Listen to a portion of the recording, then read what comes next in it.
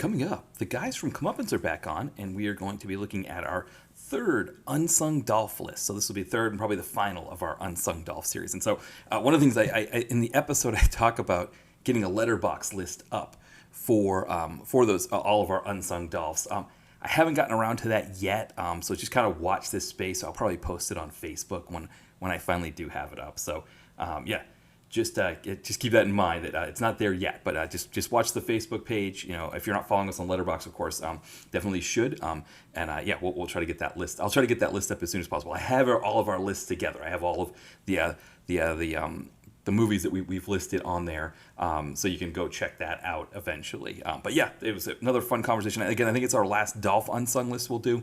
We'll probably do some other Unsungs, because I think our most popular episode since I moved to Spotify from TalkShoe has been the Unsung Dudikoff list that I did with the guys from Comeuppance. So that was a fun one. Next week, we've got Chris Kavinsky from Bulletproof Action on. We'll be looking at The Sweeper, C. Thomas Howell, PM Entertainment, action directed by Spiro Rosato. So kind of everything you want from PM there. So absolute classic and a really, really fun conversation that we have there. And then from there, still in the process of getting the recordings in. So I'm scheduled to do some recordings between this week and next week, so we'll kind of start to fill out the month of July. Just to give you a preview, though, at least for his monthly hit on the podcast, Ty from Comeuppance, we'll be looking at Fortress, the Bruce Willis movie. So not the Christopher Lambert classic Fortress with the intestination, but rather Bruce Willis film with Chad Michael Murray and Jesse Metcalfe. And then, what is he? Oh, Shepherd Code is what we're doing. We're going to do some Don the Dragon Wilson. So that'll be coming up in the month of July. But definitely got a great month of July scheduled for us here as we're kind of closing out the month of June on another high note here. So definitely look forward to that and watch this space. This week we don't have a DTVC extra episode, but next week, next Thursday, we'll be back. We'll finish up the Star Trek look with numbers 5 and 6. And then I think after that I'm going to do, I think it's Ip Man, am I saying it correctly, IP? The Donnie Yen series. So all 4 of those movies are on Tubi as we speak. So if they stay on Tubi, then that'll be the plan, is to do that series as the next one for our DTVC extra series. So look, keep an eye out for that as well. In terms of the site, if you look, I've kind of shuffled things around a little bit on the Letterboxd. So the Letterboxd list you want to look for is called Upcoming Reviews Watched. That'll give you a sense of what I've got in the hopper. And I was trying to think of what I would want to do for the month of July, because I noticed just as July was going on that in terms of the top tagged people on the site, right? We've got Dolph, who has a couple movies out, right? He's got Wanted Man, which Wanted Man I won't be doing just because that's scheduled for one of the July podcast episodes. So that review will come later, comes after the podcast episode will come out. So not that one, but Showdown of the Grant, right? That's one that I could definitely do. The Gardener, Gary Daniels, he's the second most tagged of all time. That one was finally on Amazon. I finally got a chance to watch that one. A very interesting movie with Robert Bronzi. So that one's definitely there. And that one's in the can, looking to review that one. And then Ruthless, right, with Art Camacho directing, who is the third most tagged on the site. Ty and I just reviewed that one, just did that one on a podcast episode. So, want to get the written review as well on the site for that. So I could have those 3, right, in July. Well, the 4th most tagged is Albert Pyun. And there is that movie Cool Air that he did. It's sort of based off an H.P. Lovecraft story. It hasn't been available free for streaming, but it's available to rent. So maybe I'll do that one, and that'll kind of get us there. Kind of like a special July where I just look at the top, the top tagged names. Kind of do those there. So maybe that'll be the idea for that. So again, if you look at the upcoming reviews watched, the only one of those that I've watched will be has been Gary Daniels' one. So the other ones I'll have to watch at some point, but we get them in there. All that said, of course, this coming weekend is still the month of June, right? Our last June post, and that's going to be Star Slammer, the Fred Olen Ray film that also features Ross Hagen. That was a really fun watch there, so looking forward to reviewing that. But again, just keep an eye out on that Letterboxd list. Kind of see what we've got coming for reviews. That kind of thing. And then, in terms of other stuff, I haven't really guessed it on anything much lately. Oh, the one that I did do, of course, is the, I collaborated on the Sho Kazugi post for Bulletproof Action. So speaking of Bulletproof, where we've got Chris Kavinsky coming on next week, I contributed. So I think I wrote the blurb on the Enter the Ninja post. So essentially what we did is we ranked all of Sho Kazugi's 80s ninja action films.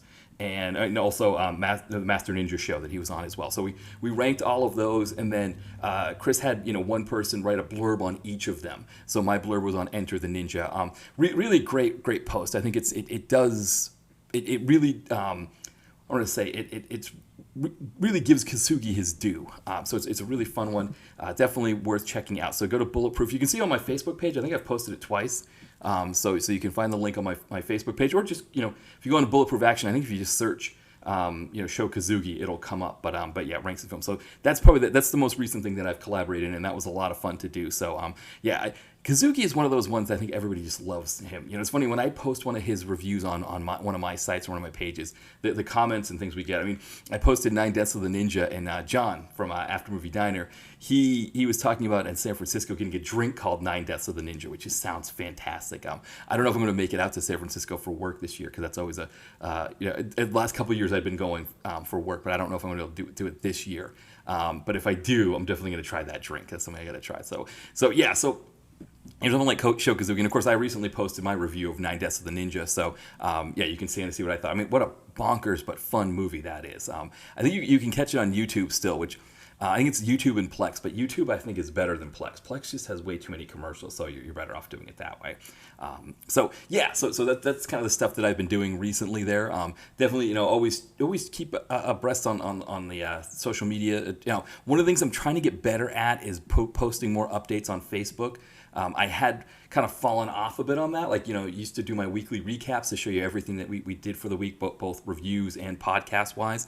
And I think between traveling and work things and things like that coming up, and me going to baseball games, which doesn't help. I don't think anybody cares about me going to baseball games, like affecting the site and all of that. But it is one of those things. I mean, the other thing too that I'm looking into is getting a better microphone, because the thing with this microphone here is it picks up all the dead air. So it's like if I stop talking, it doesn't zero out, right? It keeps going. So I found a nice one for not too much on Amazon that I was thinking about getting, and it's like, the cost is the same cost as like if I go to New York City to see. I was looking at maybe seeing the Mets and Brooklyn Cyclones, which is like the minor league team. They're playing on the same day, so it's like I could see both in the same, like the Mets in the afternoon and the Cyclones in the evening and come back, and it's like probably the same price as the mic, So it's like one of those things where it's like, I gotta hunker down and start getting better stuff or better equipment for all this. So anyway, so. Before we get into the actual episode itself, one thing I want to look at is, adding to this cold open, kind of like an opening thought that I had on something here. And we'll kind of see how it goes. I'm not going to ramble on for too long, of course, because I have my solo podcast episodes that I do every other week. But just kind of touch on an idea or concept that's out there in the film review world, just in the film world itself or entertainment world. Just kind of give my thoughts on it. And it kind of dovetails with this clickbaity article I saw recently about jumping the shark that I thought would be kind of an interesting thing to explore here in this inaugural opening thoughts segment here that I'm going to try to do here with this cold open. So anyway, with my job, I have a work computer, and the work computer, of course, is hooked up to all the Microsoft products. We have sort of like the company has a contract with them, and part of that with Microsoft is that they give you these sort of clickbaity articles that you can read, and I think the idea is it's supposed to get you to start using like Bing and Edge and things like that more often than Chrome and Firefox and all those kinds of things. But anyway, so it's like, because the algorithm knows I like movies because I've clicked on some movie posts before, so then it's like it will keep giving me more movie ones. Same thing with like I saw a post about Anthony Bourdain and like what his favorite pizza places was in New York. I was like, oh, that sounds interesting. Let me check that out. Now I just get bombarded with Anthony Bourdain posts, which, I mean, really all they're doing with these articles, these clickbaity articles, is they're just sort of mining his material to come up with lists and things like that, just from things that he said and talked about and done. So it's kind of a crass thing. And I mean, these clickbaity articles they're kind of the most crass. And so when I saw this clickbaity one, it was like titled something like, top 10, worst jumping the shark moments or something like that for TV shows. And I was like, oh boy, let's see what this is about. And I was expecting some really funny things that happened in TV, but it didn't take long for me to get into this article and realize that the person writing it didn't understand what jumping the shark meant. One of the examples they gave was Scrappy Doo being added to the Scooby-Doo show, which Again, I've talked about this before. It's a whole nother topic. The idea that Hanna-Barbera does not fit with our modern concept of television, right? It doesn't fit with idioms or terms like jumping the shark. It doesn't fit with concepts like canon or show Bibles or anything like that, right? Hanna-Barbera is just its own thing, and it's always been its own thing, and it sort of exists outside those kind of concepts or constructs when it comes to TV. But I knew right there when I read that, I was like, okay, this person doesn't understand what jumping the shark was. And their concept of jumping the shark was essentially whenever a TV show made a bad decision, whether it was adding a kid to the show, which could in some ways kind of be a jumping the shark moment, but really, just like deciding to, the show is based in a town and now they're doing the show on the road, things like that or whatever. So I wanted to check the comments to see if anybody else had a similar thought about this. And sure enough, somebody said, that's not what jumping this author doesn't understand what jumping the shark is. Jumping the shark is when a TV show does something so outrageous that it turns off the viewers, right? And I think when I read that, I was like, that's what I always understood jumping the shark to be, but I don't think that's what it is either, because one of the things I discovered, and for people who don't know what jumping the shark is, it's or what it comes from, what the term originates from. In the old Happy Days TV show, there's an episode where the Fonz, in his leather jacket but with shorts on, the crew is out, or the whole Cunningham crew is out in Hollywood and out in California, and on the beach, Fonz gets challenged by, it's a guy from, it's like the heel character from Animal House, I believe, is the one who challenges him to some ski jumping contest or something like that. And while he's ski jumping, he jumps over a shark, right? And it's like, oh man, Happy Days, they're out of ideas, right? They had to jump the shark. So I had always understood in my head that was like, Happy Days was a show that I always kind of knew was a show that lasted well longer than it needed to, right? That it just was just kind of just carried on for years, in part because it was so successful in the sense that it was always like the top rated show, especially it was one of ABC's top rated shows, one of the three major broadcast networks here in America at that time. So they always, they kept, pumping out seasons of it, despite the fact that Ron Howard leaves kind of early on as one of the main characters. I mean, you get to those end episodes and it's like Fonz is teaching high school at the high school that he was attending originally. He's dating a single mother who that woman ends up playing Pam's mother on The Office. So kind of a funny idea if maybe those two stories were linked, right? The Fonz was dating Pam's mother. But anyway, caring for Pam when she was a baby. But they added Ted McGinley, which that was kind of a common thing in the 80s.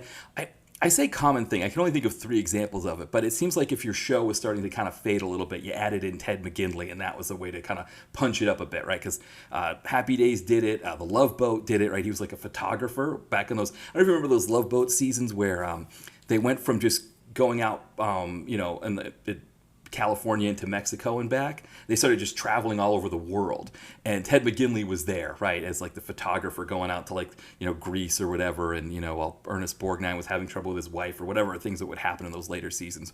But anyway, that was that. And then Married with Children, right? Ted McGinley comes in those kind of later seasons as well. And the first neighbor husband guy, I can't remember the family's their name, but anyway, he leaves, and in the next one, somebody else comes in to marry Marcy, and that was Ted McGinley. So it seemed like so that's Happy Days. Maybe they were the originators of that concept of let's add Ted McGinley to try to punch up our show a bit. But so I always understood again that there was this concept that Happy Days was a show that outlasted it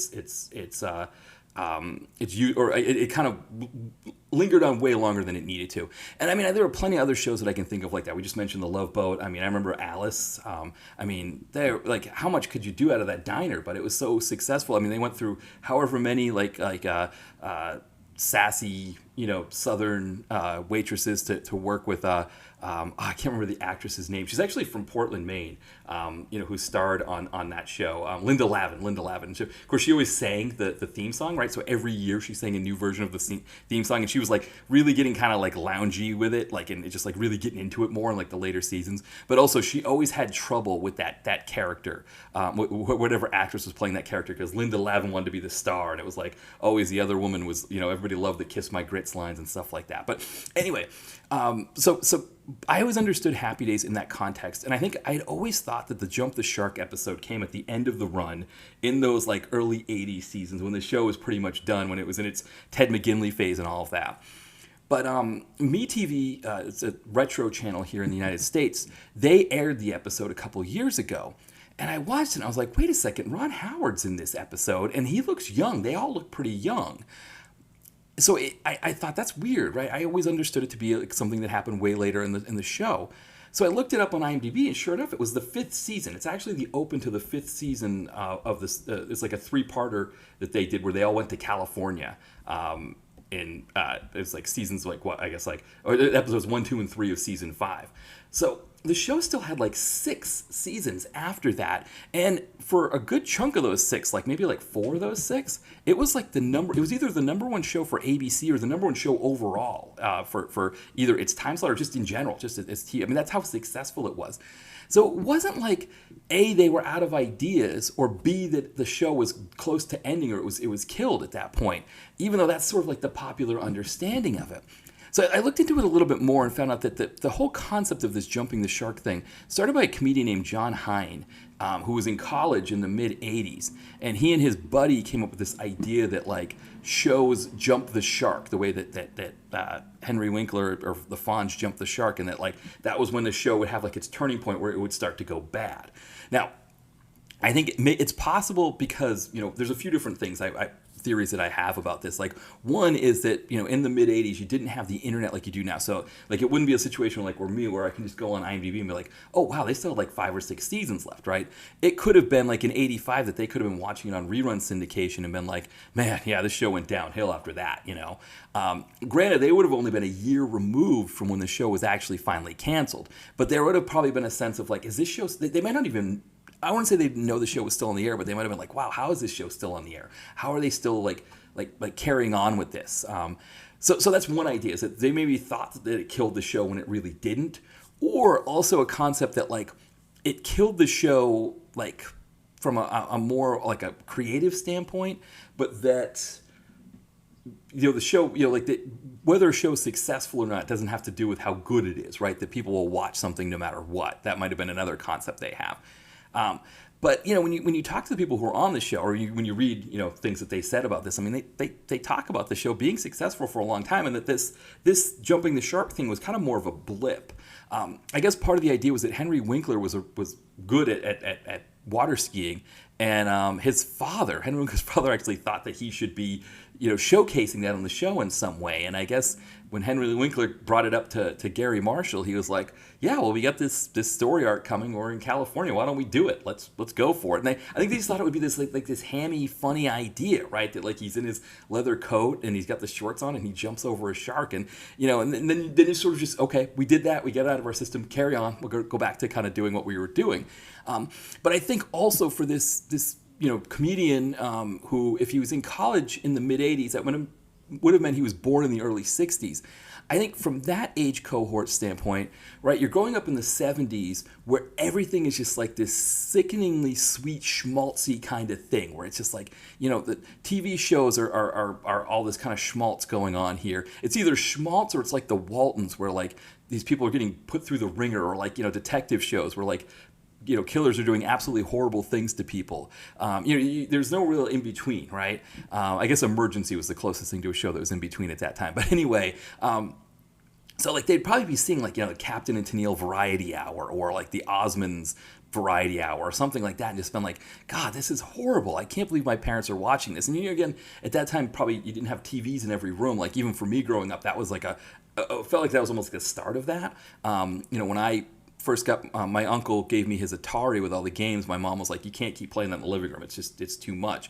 And so her best friend gave me her 13-inch black and white, and so that was like my first time having a TV in my room, was having this. I remember my buddy, similar thing. It wasn't a black and white, but it was the 13-inch TV. It was his first TV in his room. So it wasn't like that kind of thing where it's like you expect every kid has a TV in their room. And so, yeah, you'd probably be stuck having to watch this schmaltz if you couldn't leave the house, and you're just like, God, this is horrible. And if you're born in like, if this guy was born in like 63 or maybe even like 64, 65, he's like, 10, 12 years old in the mid to late 70s, and just being like, God, I just need to get out of that. I can't handle this. And probably that jumping the shark thing as it comes, in like the early 80s is probably part and parcel with that, where you're just like, this is just, everything is ridiculous. I can't handle all of this. that's fine, right? The thing is, it's not what we understand jumping the shark to be. Just because it means that the show went schmaltzy or whatever, we always understand jumping the shark as like something that's just gotten so ridiculous that it's done, right? It's past it's hit a turning point, right? Or it's become something that and that it can't recover from, and it's gotten too bad, right? And it's one of those things. I think we see the expression a lot used in a lot of different things. It's not even just talking about movies and in TV, but kind of with just any kind of topic, a political topic, something like that. That it's hit this sort of point where it's gotten so goofy that it's jumped the shark. I mean, I don't even know in American politics if we can even say that anything jumps the shark anymore. I mean, you've got people that seriously believe that a vaccine shot that is curing that's like helping deal with a pandemic is killing people, right? And that it's better to use like horse medicine or something like that. I mean, how do you put that in the context of jumping the shark? Like that's well beyond shark jumping, right? And I think that's that. But people still use these expressions like, okay, the discourse has jumped the shark. It has gone too ridiculous. But it is an interesting thing to think that like we understand this as something that like it gets so outrageous that everybody's just like, this is too ridiculous and I can't keep doing it, when Happy Days lasted for all these years after. And so it's almost like what the expression of the term jump the shark doesn't relate to its origin the way we think it does. Like we understand it to be something completely different from what it actually was. It kind of is that thing where I don't, in terms of using it as an expression, right?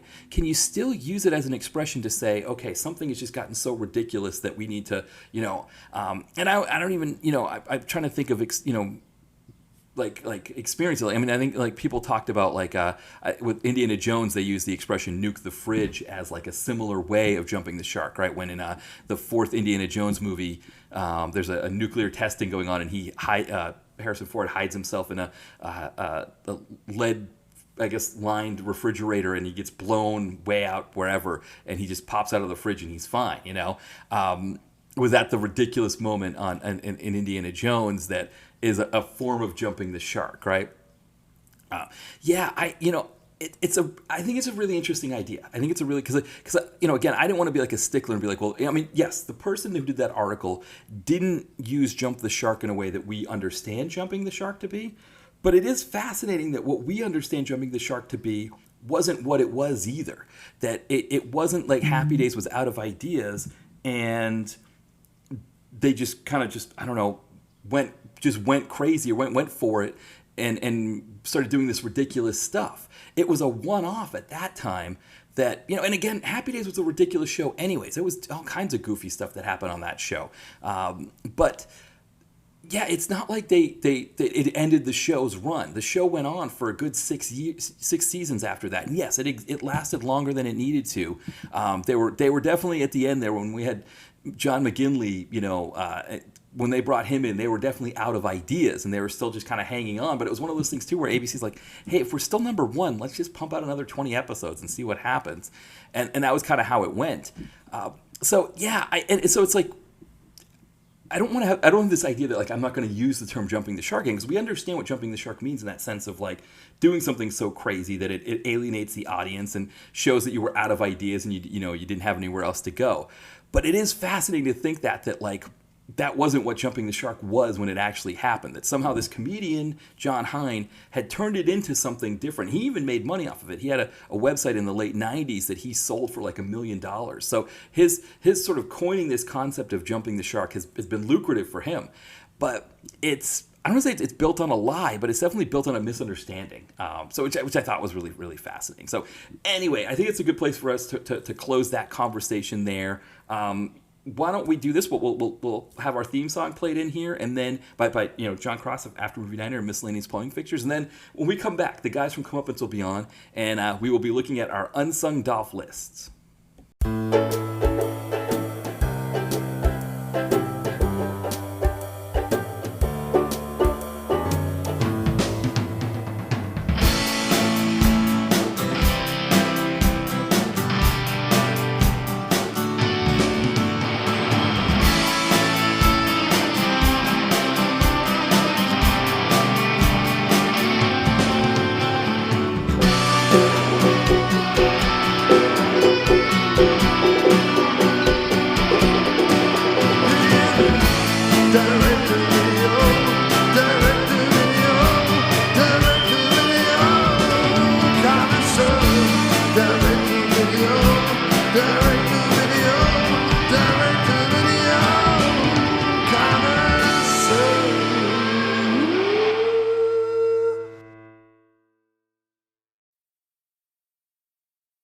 All right, we are back, and we are joined by two very special guests. We've got Ty and Brett from Comeuppance. Welcome back, guys.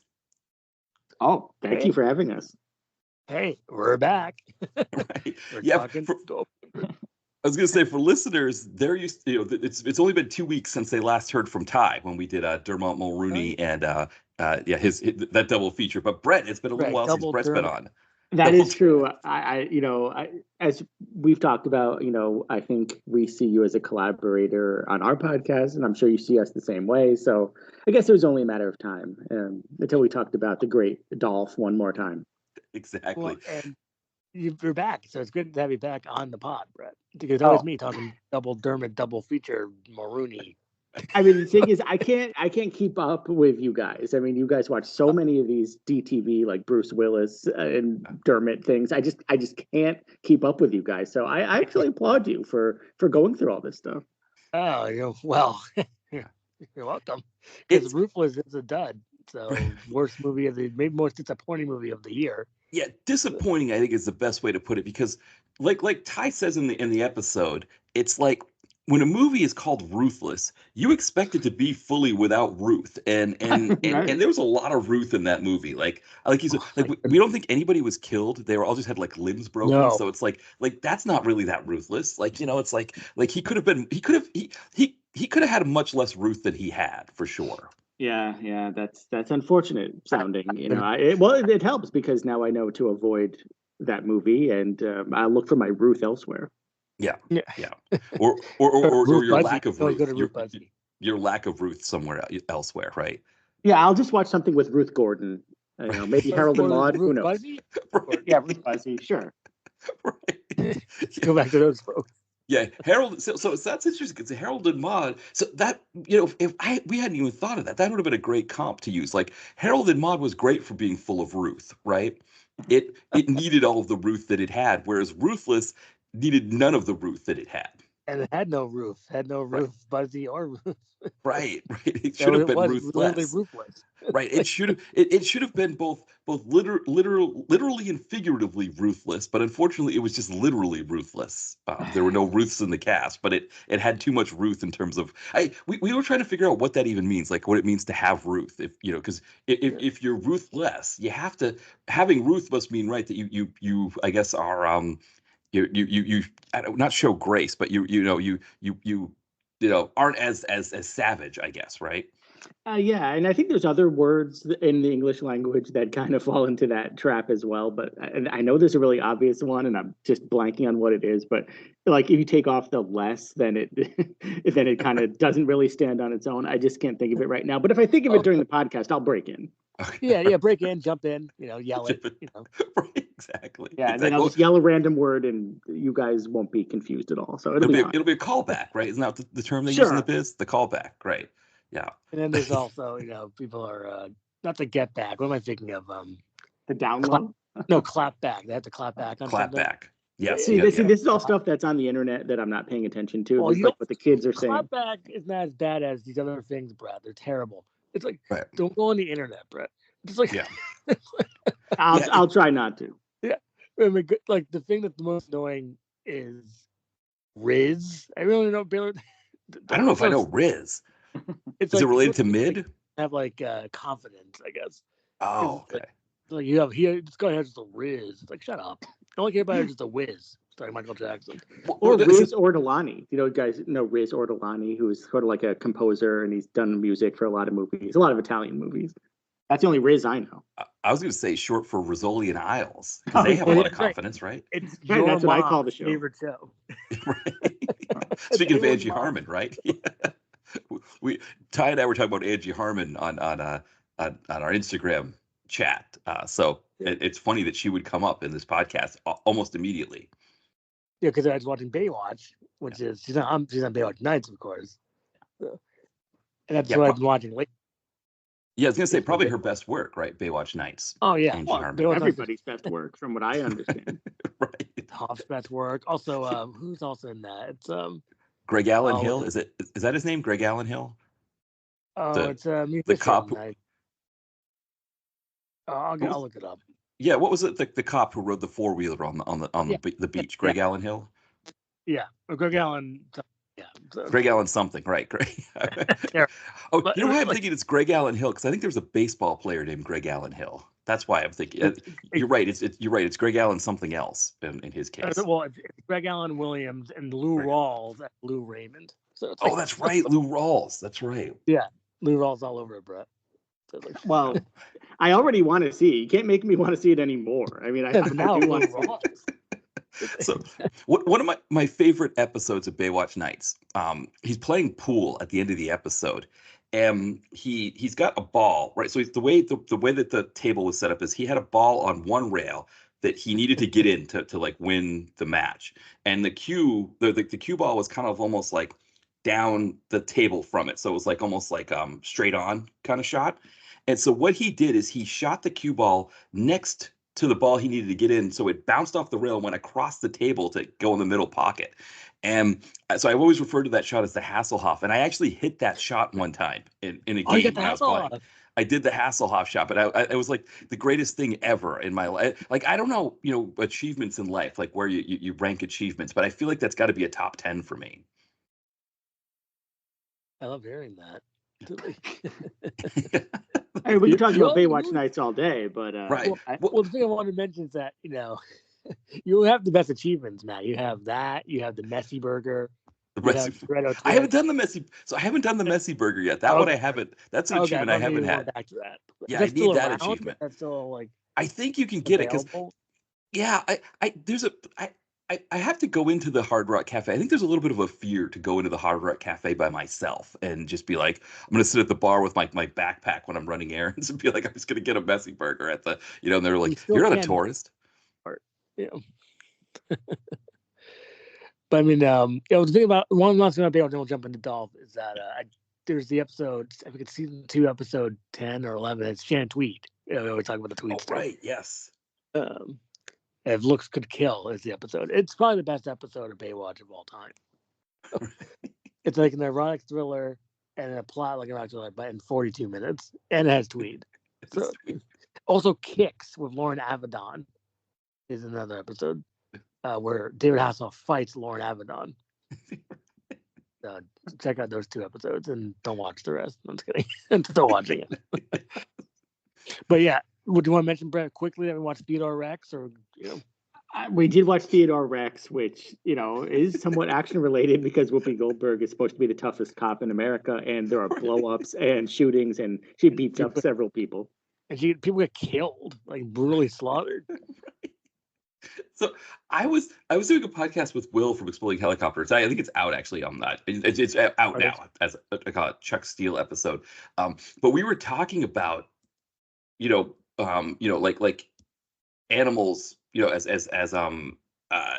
animals as partners, for police officers, for detectives. And he was like, wasn't there one that Whoopi Goldberg did where there was like a dinosaur with her? And we couldn't think of the name of it at all. And it wasn't until like after I was like, oh, Theodore Rex. But yeah, so I gotta know, like, because I've always wanted to watch this one myself, like how it went.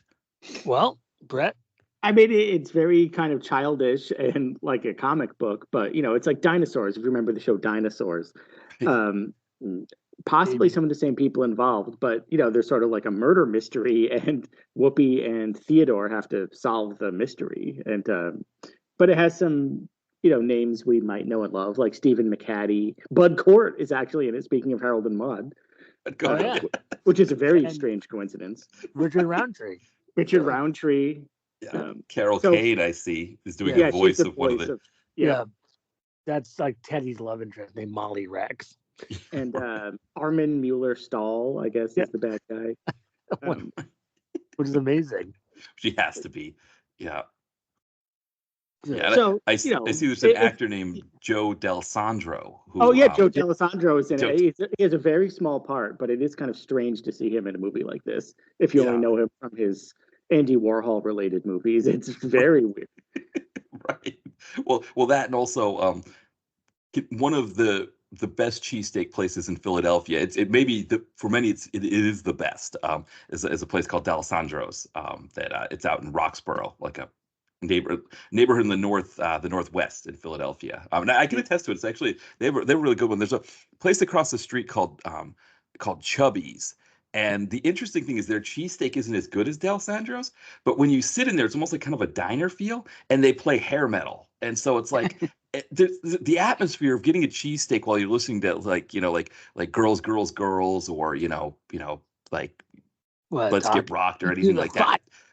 Yeah, You know, it something feels a like little bit better. So it's like Del Sandro's has the better cheesesteak for sure, but Chubby's for people, and again, anybody visiting Philadelphia, it's like a hike. You'd have to get an Uber out there, and it might be an expensive Uber because it's not like right in the city. But yeah, like I don't know, that's a complete aside on like an aside and an aside, I guess I should. Yeah. So, okay. but I also see That's Peter Kwong was in that movie, who's in Angel Town. Oh, and Yeah. also Big Trouble in Little China, right? That's right. Yes. Yeah. Exactly. And I think he also did the Pyun kind, not rip off, but Pyun like kind of whatever of Big Trouble in Little China, Brain Smasher Love Story.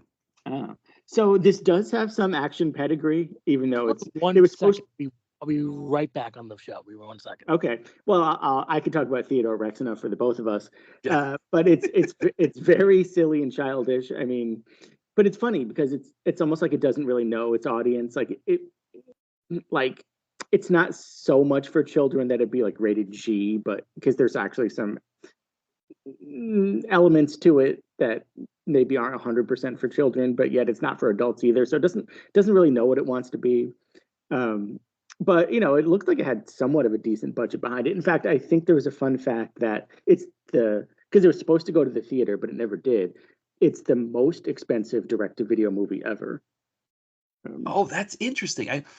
I could see that. I mean, so I remember. So okay, so it's good to know this didn't go in the theater because I was trying to remember. I guess what I remember wasn't that it went to the theater. Maybe you remember this as well, Brett. That it wasn't that it went to the theater, but like video stores had posters for it everywhere. Yeah. Does that sound right? Yes, it does because I think they really wanted to push it because they spent so much money on it, and it's almost a theater movie. So I Right. think they were trying to recoup some of their losses with that. And also there was some sort of legal dispute with Whoopi Goldberg at one point too, where she signed the contract to be in the movie, but then claimed she didn't or something like that. So it was very odd. So kind of a troubled behind the scenes production, but when you watch it, you think, well, how come there's no toy line? I Right. mean, if it went to the theater, there would have been a toy line. I'm pretty sure that it's like if you watch it, it's kind of tailor made for that. I think it would have had one at the time. So, mixed bag. It depends if you have a high tolerance for this sort of silliness, but we've seen a heck of a lot worse. Well, because it's interesting because the history behind it, right? That she made an agreement to do the movie and then said she didn't or whatever. One of the things when they ask Halle Berry why she did the Catwoman movie, like first off, she will not admit that the Catwoman movie was bad. That's the first thing. Is that she stands by that film and says it's great. But Well, good the for other her. thing is she looked at it as like a woman of color generally doesn't have like action lead kind of role. Hmm. And I wonder if it was a similar thing with Whoopi, like when they were talking with her about the movie, that she liked the idea of being the lead in an action film, that that these kinds of roles don't really go to women of color that often. And she thought, okay, this is a great idea. And then when she got stuck in, unlike Halle Berry, who just kind of completed the bit, right? Who's just like, I'm going to go all in on this Catwoman thing, even though, people were telling her, stay away from Catwoman. Like, this thing doesn't look good. It's not going to be good. It's going to, and I guess like when she won her Raspy Award, she took her Oscar for Monsters Ball with her to the stage when she won it to like, because so she was like kind of all stuck in, whereas like Whoopi Goldberg was like, oh no, I made a mistake. I need to get out of here somehow. And it's like almost like the trying to hit the unsend button on an email or a text that's like really bad. She I was think just that like, was, yeah, like the 1994 version of that. I think that's a pretty good explanation. Also, I was told that they originally had or was very close to getting Kurt Russell to be Theodore Rex's sidekick. So that's kind of an interesting replacement. It's like, okay, we can't get Kurt Russell. Like, who's someone similar? How about Whoopi Goldberg? Like, it seems like a very strange replacement for Kurt Russell, but apparently that's the story. So apparently Legionnaire as well. I was looking at the trivia. I guess Legionnaire, the Van Damme film from '98, also had a huge budget. So it's like kind of like between the two. It's like I think what it is it's like a question of whether I think it might be that like Legionnaire might have like a higher overall budget, and then Theodore Rex like has like the adjusted for inflation, but I think at the time, right, that one was the biggest one. Oh yeah, Um, at the time it definitely was. Yeah, it could have been eclipsed later. but I think And it also, still is yeah. based on Oh, inflation potentially. I think because they're close. I think they're like their budgets were close. Yeah, but Legionnaire's another one that was supposed to go to the theater as well. yeah. I mean, so that's the thing. I wonder what the most expensive movie that was always meant to go to DTV was. You know, Yeah, these are almost like loopholes because they were supposed to go to the theater. right. You know, there could be a movie that was always from the jump meant to go DTV and is expensive, but it would be very tough to figure out what that would be. Yeah, yeah, exactly. Yeah. Yeah, I think that's an interesting point. Like, what was the most expensive, like you said, the most expensive DTV movie ever? What one other kind of interesting fact I was looking at the trivia is that because again, it was like you said, it was intended for a wide theatrical release, but it was the test screenings, I guess, that killed it. And they mentioned the cities, and it said of the cities they mentioned, it was like Las Vegas, Des Moines, Providence, Rhode Island, and then Portland, Maine. Oh, So yeah, the idea that like if I had known that there was going to be a test, I mean, I don't know how at that time in 1996 I would have gotten up to Portland, but like the idea that like I could have been a part of that screening, just been like, man, this movie's horrible, and then like, all right, we're making this DTV, like if I had been a part of that, but I guess Mainers just are not fans of you know T-Rex. yeah, yeah, I guess of dinosaurs and cops. I don't know. I wonder if you tried to put this out with them again, if maybe that their tastes have changed. I you don't know, know. it possibly, but or consequently, instead of dooming the movie, maybe you could have saved the movie. You could have been like a little Right, kid. You could have said, "I love it. I want to see it in the theater," and I then love like it, and right. then it Well, would have, Chris, and then the suits would have said, "Hey, this kid likes it. Let's release it theatrically after all." right. No, according to this, I would have been 16 at the time, so Oh, I would have been like, oh, never yeah, mind. I would have been a little bit older. I would have been like, Give you a yeah, movie man, yeah, this is really cool. Like it's funny because I see myself in 1996 with a mullet, and I didn't have a mullet in 1996. okay.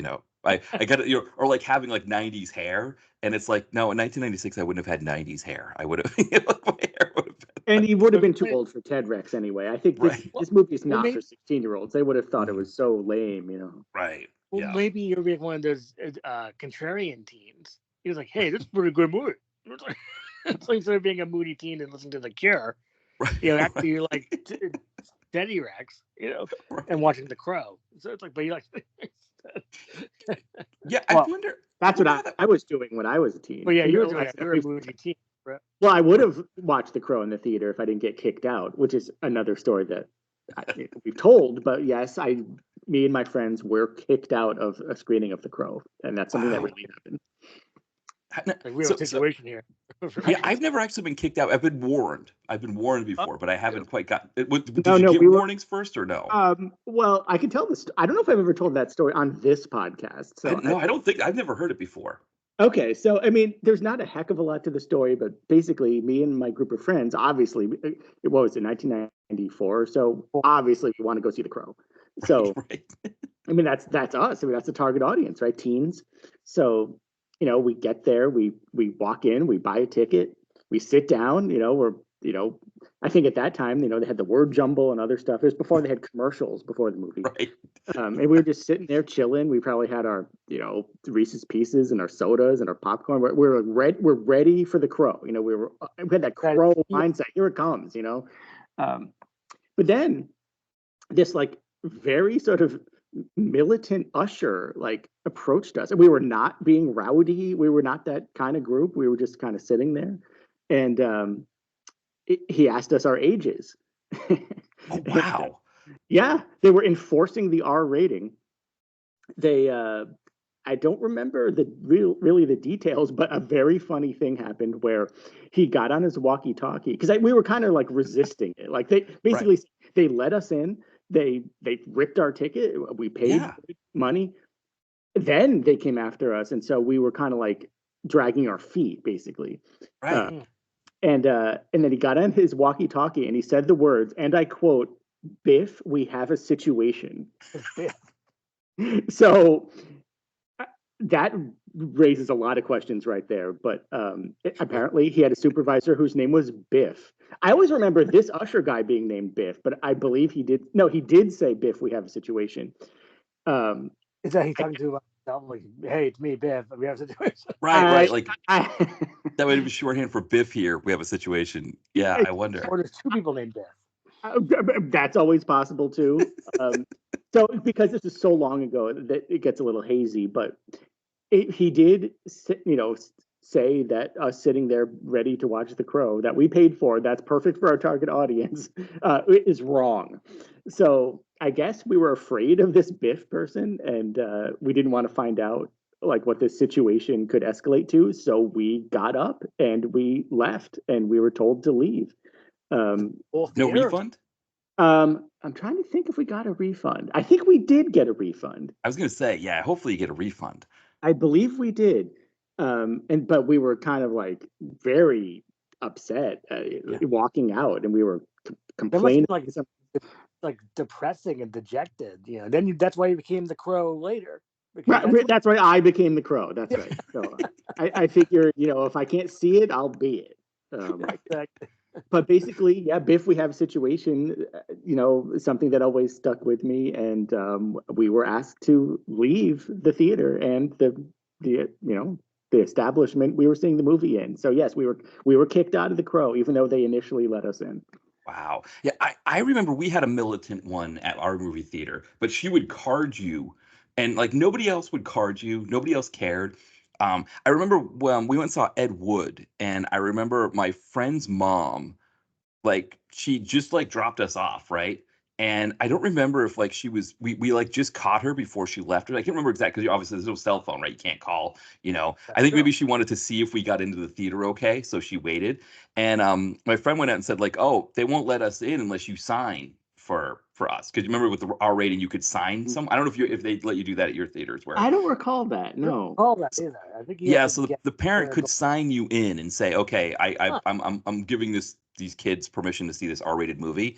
And she was pissed. His mom was pissed. She's like, why am I having to sign this? And they're like, well, it's R-rated. What is R-rated about this movie? Well, there's a transvestite in the movie. What is that? Why is that an R rating? What? I don't care. Like what makes that an R rating? Like it was just like the guy was just like there, he's balding with his mustache and he's like, just kind of sheepishly like, oh, it was like one of those things where I think kind of similar to your with the Biff, we have a situation thing, where it was like one of those things where like he was so sure like that he was like in the right when he was making us get signed in, but then like while my friend's mom is berating him, he's like realizing like because it's like it's describing it now, it sounds like a Karen thing, but it really wasn't. It was more like a like you people are ridiculous thing. And it was like you could see like as the mustache kind of drooped a little bit and like the horseshoe hair kind of was like drooping, like the whole thing, like the white shirt that they make you wear, everything was drooping.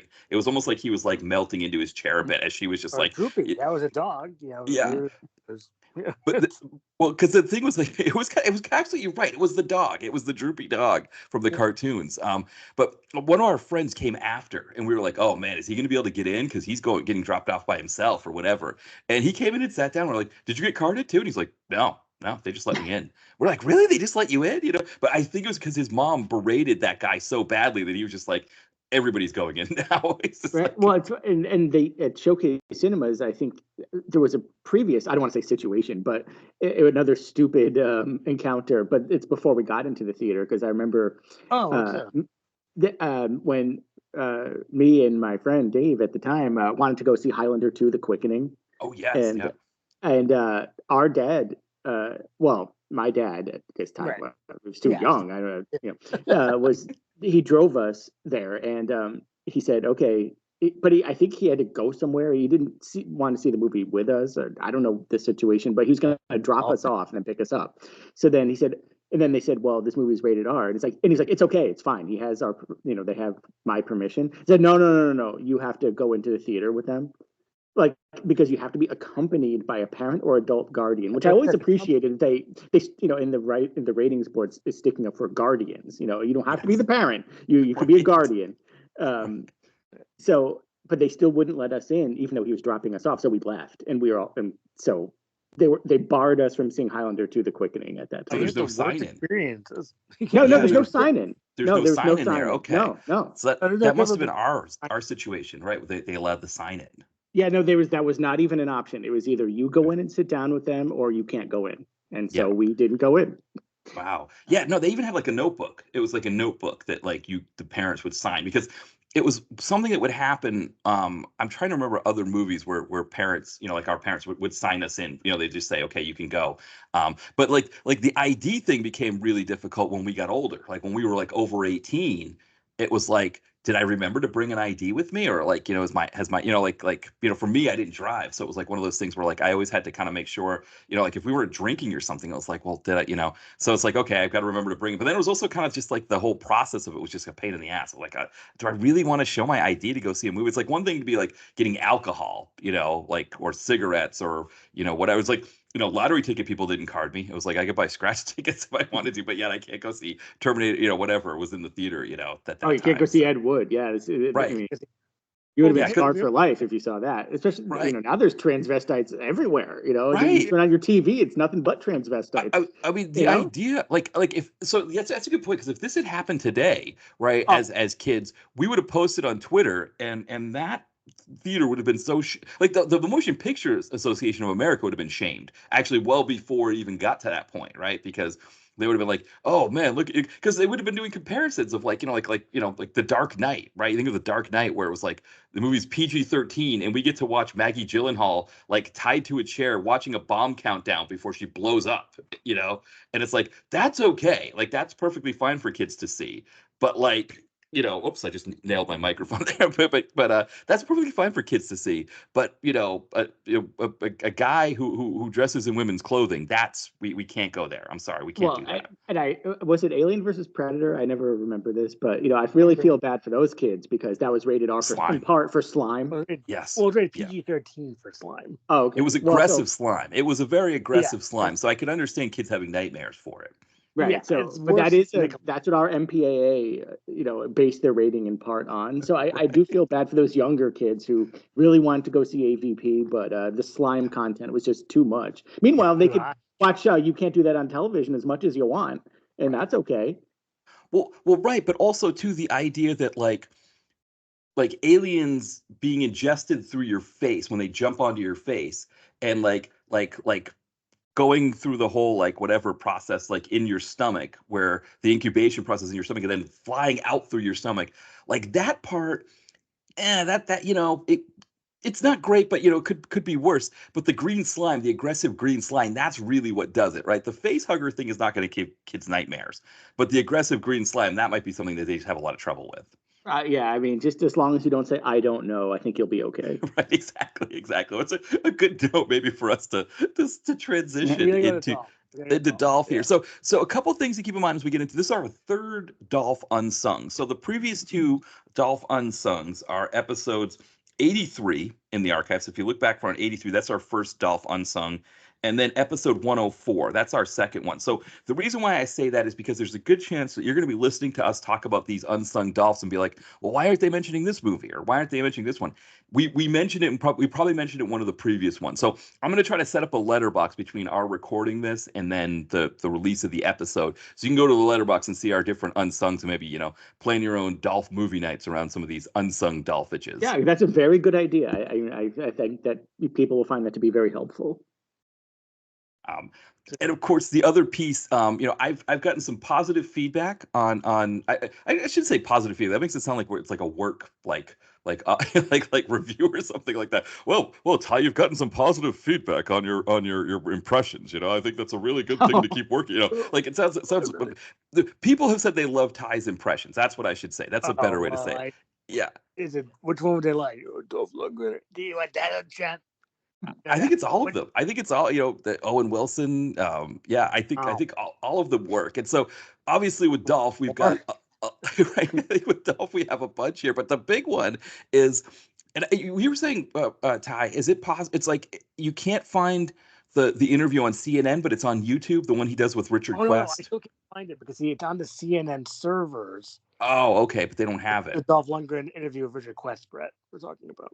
I've heard about this. I don't want to Google the words Richard Quest because. Well, I already did that for you. Okay, good. Because if you do, some very unsavory things are likely to appear. Dolph Lundgren, Richard Quest, skin trade interview, CNN. Okay, well, you have to be really specific. Right. Yes, you narrow it right down there on Google. Yeah, exactly. So there was a link but you can't press play. There's something wrong with the link server or something, some Yeah. nerd thing. It's Yeah, but maybe Zaslav cutting try it again later. costs. Sorry to interrupt, but yeah, Okay. maybe like they're working on it, and they'll have it up like later. All right, I'll check into it later because it's Now like we think it's Zaslav cutting costs, right? He's like, it's another tax write-off for getting rid of that interview. but it's Richard Quest's best interview. I mean, like, why Right. would you? But the thing about that interview is that when Dolph is just talking like on the via satellite to Richard Quest and he's answering questions, he just sounds like just anybody, right? But then they do clips of the movie, and the way Dolph sounds in the clips of the movie is exactly like Ty's impression. It's uncanny how close it is, how much it sounds like that. But what's the implication of that? Like when he's acting like a certain Dolph is expected, so he plays into this Dolph persona, and he talks in a certain way, whereas almost like Schwarzenegger. Like Schwarzenegger, he can talk perfectly, as we've said, but when he's in a movie, he has to go wow, wow, wow, because that's what people expect. Yeah, if Dolph Lundgren talks like this, so it's like talking about skin trade and being Dos Vidania. So just forget. Right. So that's an interesting observation, Matt, that maybe he plays into that Dolph persona a little bit more when he's on screen than in his real life. It's like, hey, everyone. Yeah, that's what he sounds like. Right. Well, exactly, because Sean Malloy from I Must Break This podcast, he said he met him at a convention, and apparently, like when you get a picture with Dolph, like before the picture gets taken, he kind of tenses up his muscles and everything, so he has this like real like Dolph look to him. So it's like kind of the whole thing. It's almost like he has this whole like on-screen persona that the voice, the look, all of it. That like when he's off screen, he doesn't do any of it. Well, interesting. Funny bit on The Critic where this guy takes off like the Arnold Schwarzenegger suit, like no one must know. Right, exactly. If you remember exactly. Yeah, I can only imagine what Dolph would be like off camera, just to like sit and talk with him. Just be like he just probably like I think maybe the closest might be that movie The Tracker, where he's like just kind of sitting at an Italian cafe with like a pea coat and a scarf, like sipping espresso, outside. Like that's probably what Dolph is. He's probably just like, yeah, you guys want some? I got some espresso here with some biscotti. You guys want a little of that to relax before dinner's ready? Well, yeah, I mean, he's European, so he probably has that sort of coffee and biscotti in a cafe, side to him, and you could probably discuss, the like chemistry and certain, intellectual and art, because that is his background before he became an actor. So maybe you could discuss these sort of intellectual topics with him in a cafe over a latte. Right. Yeah, can you imagine like you go to like Venmo? No, guys, I got you. I got this. It's okay. It's on me. Well, thanks, Dolph. That's great. Like in real life, like when you're like some sort of like an interview or something like that, right? Like it's all like business or something. But like if you're just hanging out with him, it's like probably this whole different Dolph that that is just like you said, it's like very relaxed, very European, just kind of like this is It's no problem.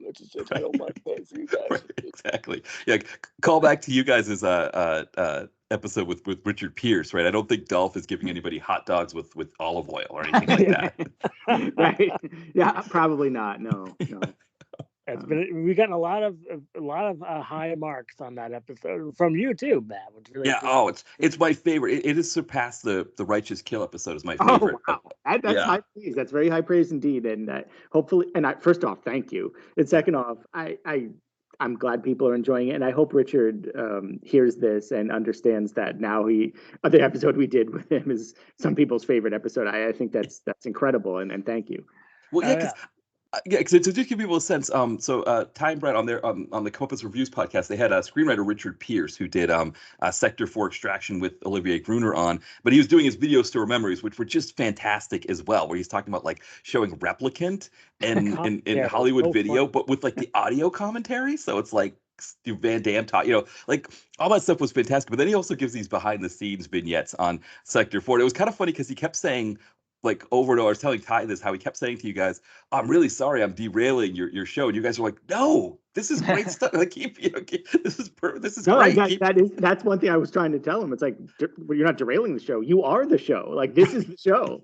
So he's the guest. So he really delivered. And I have to listen back myself, but I will. I'm just like, There are just so many laugh out loud moments of because it's not even just like either like his video store memories or his his experiences working with Gruner, but even just like talking about the movies when you guys were talking about like like T-Force and Evan Laurie and stuff like that. All great stuff. Which I did. One of the things you guys mentioned about Evan Laurie being an art dealer in Right, in yeah. Indiana, I had found that out myself because I was looking into him. I was like, well, what happened to Evan Laurie? And I found that out. There was, I think it's been scrubbed from his bio, but there was like an incident that may have gotten him arrested or something. That's like you don't see it anywhere anymore. So I'm not going to bring it up because I don't really remember what it was, and it's been you can't find anything about it on there. But something happened in Indiana as well. But it seems like he's past it now, and he's good. And now he has an Instagram page where he talks about his he like advertises different art showings that he's doing. Interesting. I mean, it's a crazy world. I mean, if you could have given me a million guesses as to what Evan Lurie would be up to these days, and that wouldn't have made one of my guesses. that was about my 49th guess. Yeah. Right. I mean, maybe, yeah. There's so many pieces of it, right? Between the art gallery, the fact that it's in Indiana, the fact that there's a Carmel in Indiana. I wouldn't even thought that there was a town called Carmel in Indiana, like let alone the fact that it has an art scene that Evan Laurie would be able to like have his own galleries in and do art showings in. And the fact that it would be Evan Laurie doing it sans ponytail. He got rid of his ponytail as well. Yeah. But here's the thing I meant to mention I'm glad you brought this up. I did mean to mention this on our Richard Pierce episode, which was at Evan Laurie's art gallery, all the art is just people punching each other. Right. So it's all punch fighting art. So it's like you walk in and it's just like shirtless men punching each other. It's like every painting, and it's like, whoa, and he's trying to tell these like old elderly like art patrons like, well, this is a 2012 piece of art with Hector Echevarria. He's punching Nick Mancuso, and they're like, oh, fascinating, and they have a monocle and they're very into it, but it's all punch fighting related art. Right. Or there's one that just has in red kind of like graffiti script across it. Don't call me Norman! ! Right. Yeah. Well. Right. He also makes his own art. Yeah. Right. It's hologram art. Remember, like hologram art with the Seeing Eye, but in the Seeing Eye, it's hologram man. Right. Yeah. Yeah. So he went from being a hologram man to being a hologram man, where he's just a hologram man. Yeah. Exactly. So hey, good. It's fantastic news because you hear a lot of like kind of hard luck stories for these guys like after the fact, and I think the fact that Laurie's actually doing like he's doing well, I think is a good sign, right? He's not like that. Go ahead. Yeah. Go ahead, please. Oh no, I was just saying, yeah, I think it's yes, art galleries like we wouldn't have expected, but it's like better that than like I don't know, like sharing a trailer with a guy from who's like sells weed, trying to sell weed in California or whatever, and like hoping he can get into movies and like hoping that like the next like that happening, yeah, because like right, he was a star in the '90s, but this is after the meet. That could be like a new special, like behind the music. Behind the meat, yeah. Behind the meat. Behind the meat, that's better. Yeah, behind the meat. Yeah. Like what's the 300-pound pork roast up to today? We don't know. Oh God, yeah, or Malibu. Malibu was in the American Gladiators one, so he's one. He's not doing as well. I think he got injured doing stunt work, and so also his wife was going to be the WWF, I think at that time, and she died on a plastic surgery procedure. Malibu. Yeah, so really sad situation there in his case. So maybe Evan can help him out, get him some art. Maybe have him be a bouncer at his art gallery. Oh yeah, like that. Yeah, or with a tuxedo shirt like he does in the Mortal Kombat. Yeah, well. With the cummerbund. Yeah. Well, that's a work of art on its own. It would be very easy for an artist to depict that. It's poetry in motion. What can I say? You really. All right, we gotta get the Dolph. Well, let's get some dolphins. So here we go. Yes, we've done the preamble. So I say let's jump into our list. What do you think? You want to? All right, I'll jump right into it. Yeah. My first one is One in the Chamber. Oh, so that's on my list as well. It's actually a little further down. So okay, so that's good. Okay. So if you want to talk about that one for just a little bit, you got Dolph Lundgren's a hitman, and Cuba Gooding Jr. is after him, or Dolph Lundgren's after Cuba Gooding Jr. And they have a fight scene, if you remember this, Brett. Um, and my memory. I mean, I get it. It is I on mean, Tubi. yeah, yeah. I mean, it's hard to remember every DTV movie that we watch. My brain is not really up to it. But and is it like, does he wear a Hawaiian shirt in this? Sure does. Yeah. Okay, well, there's my memory. So And he has a straw hat. And he has a Right. dog. He's very like lovable and energetic in it. And where was that on your list, Matt? So actually, it's much further down. So I don't know if I would give it away. I guess I could give it away. It's actually my number one. For me, Oh, it's my number one of this section of Unsungs. So interesting. yeah, I think what I really liked about it, there's a few things. I mean, one, the movie comes out in 2012, and it's a lot better than early 2010s, or 2010s in general, DTV stuff. I mean, I think especially for Dolph, he doesn't have that many in that 2010s period that really work. There's a lot of stuff that these movies were doing in the 2010s that this one didn't do, right? There's no gratuitous torture scene. Like you get the action between the two characters that you really want. So a lot of it worked. I think also too, when you think of what's his name? I can't remember said what's his name. Cuba Gooding Jr. We're just talking about him. But I think for his DTV stuff, this is one of his better ones as well. Because he's made some good ones. I mean, what's that one? Hardwired. Yeah. Did you watch Hardwired, Brett? Yeah, that's the one where they put like the advertisements in your brain. Yes. Yeah, Right. Val Kilmer doesn't look like what he looks like on the cover. Right. But I mean, for a Cuba DTV, I think that's a good one too. If we're gonna spin off on that, which could almost be an episode unto itself. But yeah, because he said, "Oh, I made 12 of these." Like, I think he sometimes is. Well, we all know his best one. It's Endgame, but it's like, I know you love Endgame. You've mentioned Endgame before. Yeah. Well, I've been thinking for almost 20 years now. So it's like, it's not saying it's some sort of masterpiece, but there's something about it that I have an attachment to. So it's like, and what's the other one? Hero Wanted. Did you like that one, Matt? I think I did. That's a good question. I'll have to take a look and see again. Because it's been a little while. It's been. It did. I should have probably looked up Cuba a little bit more because I reviewed The Weapon finally on the site. Oh, you did. Okay. So I should have probably looked up like his stuff and been like, because because it'd been a while since we'd had him on. But I feel like I was okay with Hero Wanted. I can't remember. I'm gonna rewatch it. Him and Ray Liotta. Yeah. Right. Like, but not a rat. So it's like rat. It's like no. Well, because this was at that time when Liotta was starting to get into stuff, into DTV. So I was to get into stuff, makes it like he's causing problems. Bit. Yeah, because he had Inferno. Did you see that one, Brett? I keep forgetting if you've seen some of these. I don't think I've seen that. I mean, Phoenix. I saw Phoenix. Okay. That's a Ray DTV, and I know I've seen a bunch of others, but well, because there's that one, The Line, right, which is the one that actually got Don the Dragon Wilson to go on hiatus, because Don the Dragon Wilson was supposed to have that role that Liotta got, and then when they found they could get Liotta, they rewrote the character so he wasn't a martial artist and just wrote Wilson out of it. And he was so disillusioned that he just stopped making movies for a while. That's sad. Yeah. Because he's back in that movie we're gonna watch soon, Matt. Yes, we're gonna get some. Yeah, we lost a few years of Wilson because he took a break like that. It's a shame. It's a shame that someone like Corman couldn't come to him and say like, hey, But see, I think he probably was also disillusioned with the roles he was getting from Corman, because it was essentially just Corman just like redoing old scripts and putting them in Ireland. And so right. Well, that's what he does. Like he probably just wanted to make another Blood Fist type movie. Yeah, I get that. But see, what the screenwriter should have done instead of just ousting Don the Dragon is they should have like shared the role. So it would have been like have Ray and Don together and just put them together instead of having be one or the other.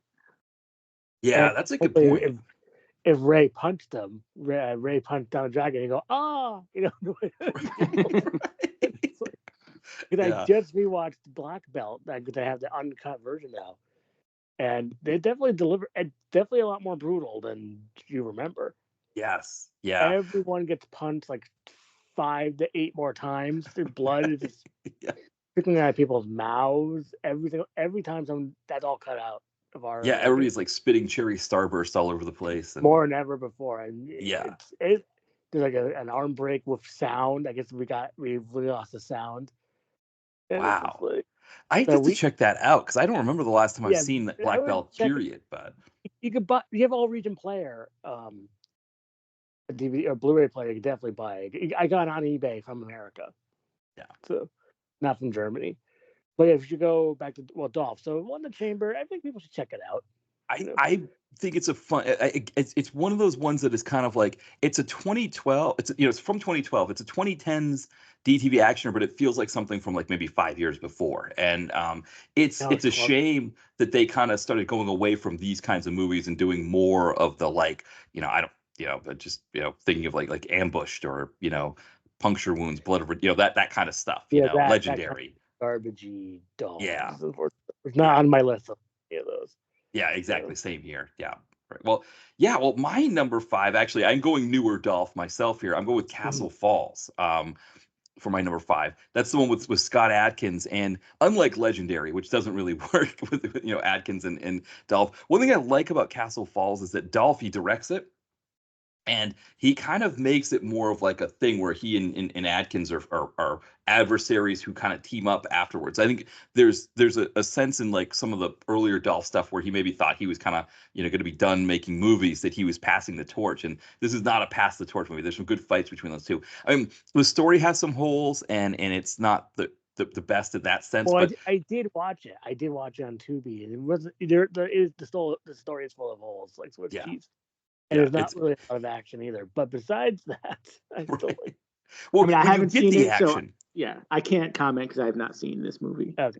it's like it takes like about a half hour for the action to start, but when it starts, when you get the action, it's really good between the two of them. But you're right, it takes some time to get there. It's like, do we really care how much that Scott Adkins is a down on his luck DTV, or not DTV fighter, Good UFC idea. fighter? Well, he Right, is. right, Uh, yeah. It's I feel like it's Scott Adkins has kind of fallen off a little bit lately in the roles that he's been taking. Yeah, In that's a that. good question. Yeah, because we saw him, of course. The people who are listening, right? When we talk about not Ruthless, but the other one, Lights Like, Out. He it's like he's doing these very small roles with Sesma. I mean, on the other hand, right? He did have that really fun part in John Wick 4. So it's like, yeah, he's kind of like back. It's like up and down with him, right? I feel like he One doesn't More want to. Shot. I haven't seen that one yet. I don't know if you've seen Not that yet. one. Yeah, No. there's no So. Philippi first one. So Right. So they replaced Philippi with Michael J. White, which I feel like that's an upgrade, but I guess it depends yeah, on how you play it. well, it's like replacing Kurt Russell with Whoopi Goldberg. yeah. Right. So when I was offline for a bit, you mentioned that. Okay. Yes, I did. Yes, I Yes. wouldn't just throw that out there like that. Yeah, we did mention that. But what's that movie we have in our to watch pile that is an Adkins? Uh, are you? It's a DVD. We're gonna watch it. Let me look. Oh, you mean he's seized? Seized. Oh, right. That's an Isaac Florentine. Yeah, that was so. How? Seized is essentially one of the myriad. Uh, Adkins's kid gets kidnapped and the baddies force him to do jobs for them movie. Like Legacy of Lies. Right, Legacy of Lies, Eliminators. Yeah, it's yeah. So and Well, unfortunately, oh, oh, go ahead. sorry. Go ahead. I was gonna say the title. Yeah, no. Oh, yeah, well, I was just gonna mention the title too. So go ahead. Yeah, because the title doesn't lend itself to the kind of fun that Legacy of Lies is, where I kept calling it Legacy of Lies. Like it's like a biopic on Emerald Lagasse's a tumultuous life. Well, But he goes bam. He could shoot people. right, exactly, Well, right, man. I just because back, and when Taken came out, it was Taken Mania. There was, there was Stolen. There was, Right, right. and so, and as we joked, Plucked, like all sorts of plays off of the word Taken. So Seized kind of falls into that. It's like, okay, what's another word for Taken? Oh, how about Mhm. Seized? Yeah, yeah, because it's Oh, not like, quite yeah, a Taken. It's not so much a Taken plot line. It's more again that whole thing with like holding something over Adkins's character's head, so he has to like do bad jobs when he's like this trained guy thing. That like I don't know where all. I mean, it might be why he's not doing as much. Like maybe he was just like, okay, I'm done making these kinds of movies. I don't know. Yeah, I mean, it could be a similar situation to what happened to Don the Dragon. Maybe he just Yeah. got a little burned out. Yeah, yeah. Well, because again, John Wick Chapter 4 was at least a big one for him, where he's like, Mm. okay, I can say I did that one. Yeah. Yeah, I wonder. He's supposed to be in the new Kickboxer. I guess they're making a Kickboxer Armageddon with Musi. That's the subtitle. Yeah, It's, I, It's so again, like it feels like they're just kind of getting out of control with this whole we can't use numbers for sequels, and so it's like, Kickboxer. What was it? What was the first one? It was Kickboxer. Like No, Redemption was the second one, right? oh yeah, is it Retribution? I always didn't Retribution, maybe it was like a Retribution and a yeah. There's like a Vengeance. Vengeance, right? Right. But yeah, I mean, I think it's got Alam Musi, the new one. Yeah. So they're gonna keep making them. They're gonna keep. I guess they're Only fights in it because when they got Gina Carano in that first Kickboxer, she did no fighting. right. That's a good point. This could be Adkins no fights. I didn't even think of that. That's a good point. That could start happening soon. Maybe he just has a lot of injuries or he's getting up there. I'm not sure how old he is now. He's he was born in '76, so he's going to be 48 this year. So, Okay. yeah. So he's pushing 50 and he's got a bum ticker. No one. No, wait a minute. No one said he had a bum ticker. You just made that up. I'm just doing the Sin City line. I know. Right. But Hardigan, you're pushing 60, you got a bum ticker. Yeah. Exactly. So okay, so it's Vengeance is the first one. Okay. Vengeance Retaliation. So it's Vengeance Retaliation, now Armageddon. So it's so much easier if you just use numbers, isn't it? Like you'd think. Well, that would be a great title for a movie, Vengeance Retaliation. Right, yes. Vengeance Retaliation 2, Armageddon. Yeah. There's a title right there. But then, there's the other ones that have subtitles like The Road. I always mess this up. Is it The Road Home or The Road Back? The Road Back. Right. The Road Back. Yeah, with Sasha Mitchell.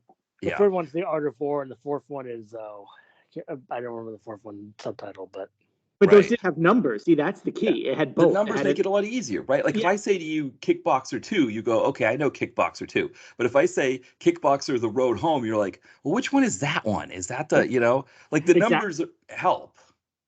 Well, I mean, the best of both worlds is what they did for a while, which is have both. It's called Kickboxer 3 The Road Home, right? So it has both or whatever. But, it has the number and the subtitle, and that makes it super easy. Exactly, because like if I say to you, like excessive force to force on force sounds a lot better than excessive force on force, right? I think it does, but but that is a good example because I love that title because it features the word force 3 times in a movie title. Amazing. I'm still amazed by that. It's like, can we top that? I think we can. Force on force. Right, exactly. If they did it part 3, they could be called excessive force 3, force on force. Force cubed. I don't know. Yeah. Well, that's what they do with Alien, so I suppose they could do it with excessive force. Right, exactly. That's what we knew it was getting bad, I think, right? It was when Alien 3 couldn't be Alien 3, it had to be Alien cubed. It was like, okay, we're having trouble. This whole sequel thing, like there's some guys, like ad guys, right, with goatees and like rolled up sleeves with their, with their button-up shirts who are just like, we can't keep using numbers for sequels. We got to come up with a new way to do this. What if we just use subtitles but without the numbers? Oh, I love it. Let's do it. It's like, though it's funny because if you look at the Marvel movies, the most successful non-Avengers movies are the Iron Man ones, and they do use numbers. So, make of that what you will, Right. Yeah, exactly. So I'll go to my next one. I was going to say, maybe that's a good segue. Yeah. Okay, my next one is The Package. Oh, okay, The Package. All right. Do you have that too? No, I don't. No. So Jesse V. Johnson. We've got some Jesse V. Johnson on here. Yeah. So we actually talked about this recently on one of our episodes, Grab Bag Gems, I think, Brett, if you remember. But Dolph Lundgren once again plays the villain, and he plays the German, and he fights Stone Cold Steve Austin. But it's still it's a fun performance out of Dolph, Yeah. So that's why I have these on here, because it's like it does stand out. Yeah, I think that's for me. You make a good point because I think for me that the Stone Cold Steve Austin could have been better, and I think this was one of those ones that I watched and I was like, why can't we use Stone Cold Steve Austin's personality? I mean, I don't know if you see this on Instagram, Ty, and I don't know because I don't think you're on, Brett. You're not on Instagram, right? You don't. No, I'm not. Yes, you. Yeah. Don't be on the internet, Brett. Right. Yeah, exactly. Right. But I'll get these like promoted posts of Stone Cold Steve Austin with cats. Yes. Yeah, they're fantastic. It's like Stone Cold Steve Austin was like, as a wrestler, he had like the most one of the most charismatic personalities of a wrestler. Like he was just like, he'd get on in the ring and he'd be like throwing beers around and giving people the finger and just be like this like crazy character. But like Right. his movies, his DTV movies, other than like the Recoil one, I think for the most part, his DTV movies, he was just like these one notes. And I guess the thing with the package, like I needed like more personality from him. But you're right, Dolph like chews the scenery and does his thing. It helps him. That's a good point. Yeah, if he did more, he should have been more gruff and tough in these movies, these Stone Cold movies. Yeah. He never really did it. Even Damage, the punch fighting one, Yeah. he didn't really just like, I'm here, I'm gonna punch you now.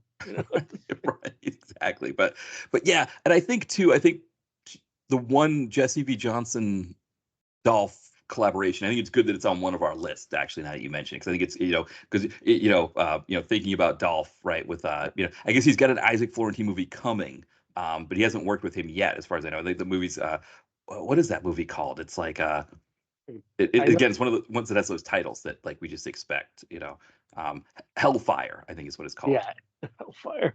I hope it's good. Right, exactly. Maybe it'll make a future Dolph Unsung list, right? Oh, Yeah, exactly. Well, What's your next one? so my next one is Operation Seawolf. Oh, I right. just I love the Dolph performance. I don't know if you had this one on yours. You know what? I don't. But Okay, it's so a no, good. yeah. I love the performance of him just playing this like drunk sub captain. Now, granted, the fact that he's technically a Nazi, even though he early on they show that he doesn't agree with the Nazi thing. He's more just like he's doing his job as a military That's a good person. point. That's right. He doesn't do the salute what other people Right. do in the movie. He does not do that certain Nazi salute. Yeah, exactly. But it was, for a performance from him, I thought it was, it was a committed, inspired Yeah, performance from him. I would check it out, Brett. Yeah, yeah. I haven't seen this one either. It's like a serious kind of sub. Like if I oh no, it's gonna be a sub slog of Dolph again, like Agent Red. It's not. It's actually surprisingly good. Okay, yeah, well, that's good to know. yeah. I I mean, I'm mean, not a huge fan of sub movies in general, but Well, if you say it's good, but we were both surprised that it was not a sub slog. It's like exactly. Yeah. So we it did. actually cared about what was going on. Yeah, yeah. So I think it's worth checking out. It's on streamers, I think, right now, so people can Yeah, definitely check it. Yeah, Grillo with a sit down role. So Grillo's not really bringing much to the table. He's just kind of sitting there with his 5 o'clock shadow and his 2020s haircut, yeah. playing a World War II like major or something like that, or whatever it is. That's not Yeah, an army official haircut in the 1940s. right, exactly. Yeah. And so, but it is Grillo. But you get Grillo, but yeah, it's the Dolph is definitely what you come for, and it's worth it. It's like good Dolph. Absolutely agreed. Yeah. Yeah. right, Uh, Ty. Oh, I think my next one is gonna have to keep going back. One moment, please. I think it's Blackjack. Yeah, okay, Blackjack. Oh, oh, nice. Okay, Blackjack. that one didn't Okay. make any of my lists, and I've been thinking about. I thought about it. So yeah. Well, I gotta rewatch this one myself, but he's like jumping on trampolines, saving people. It's all very kind of goofy. If you remember this one, Brett, Well, so this was a John Woo like thing. TV movie, maybe Yeah, it's USA original. Yeah. Yeah, and I think it was, I don't know if you call it a pilot or maybe a backdoor pilot, but I think they wanted this to be a TV show, I believe, on CBS, and it never came to fruition, or maybe it did in some other form. Oh, okay. Because I know Dolph Lundgren was supposed to be on a new show, like now on CBS called The International. I guess they supposedly made a pilot, but I was looking it up the other day because in preparation of this podcast, and I couldn't find anything. I looked everywhere for So any maybe information. I don't know this, but maybe these things take a long time to develop. Maybe the Blackjack became that. I mean, who knows? But We'll go back or go ahead, please. well, but that's what I remember, kind of like the origin of Blackjack.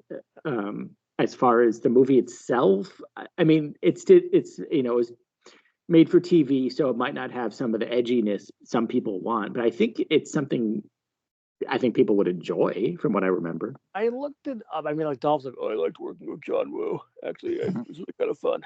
But it's like, but maybe he had like a real kind of John Woo movie.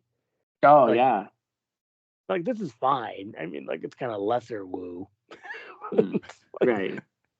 But Well, because the other thing I Yeah. think, like you said, so the TV movie thing, like or like the TV series thing, yeah, you make a great point because I think if it was CBS, right, that makes two for CBS, right? Because we also had oh, I'm trying to blank here, the Irresistible Force. Irresistible Force, Oh, right, oh, which that was was meant to be CBS. Okay, I that didn't was know. yeah, that Yeah. was supposed to be on during that same night of programming as like martial law and Walker Texas Ranger, and yeah, Yeah. they just Yeah. And yeah. Nash, is that around the time of Nash Bridges?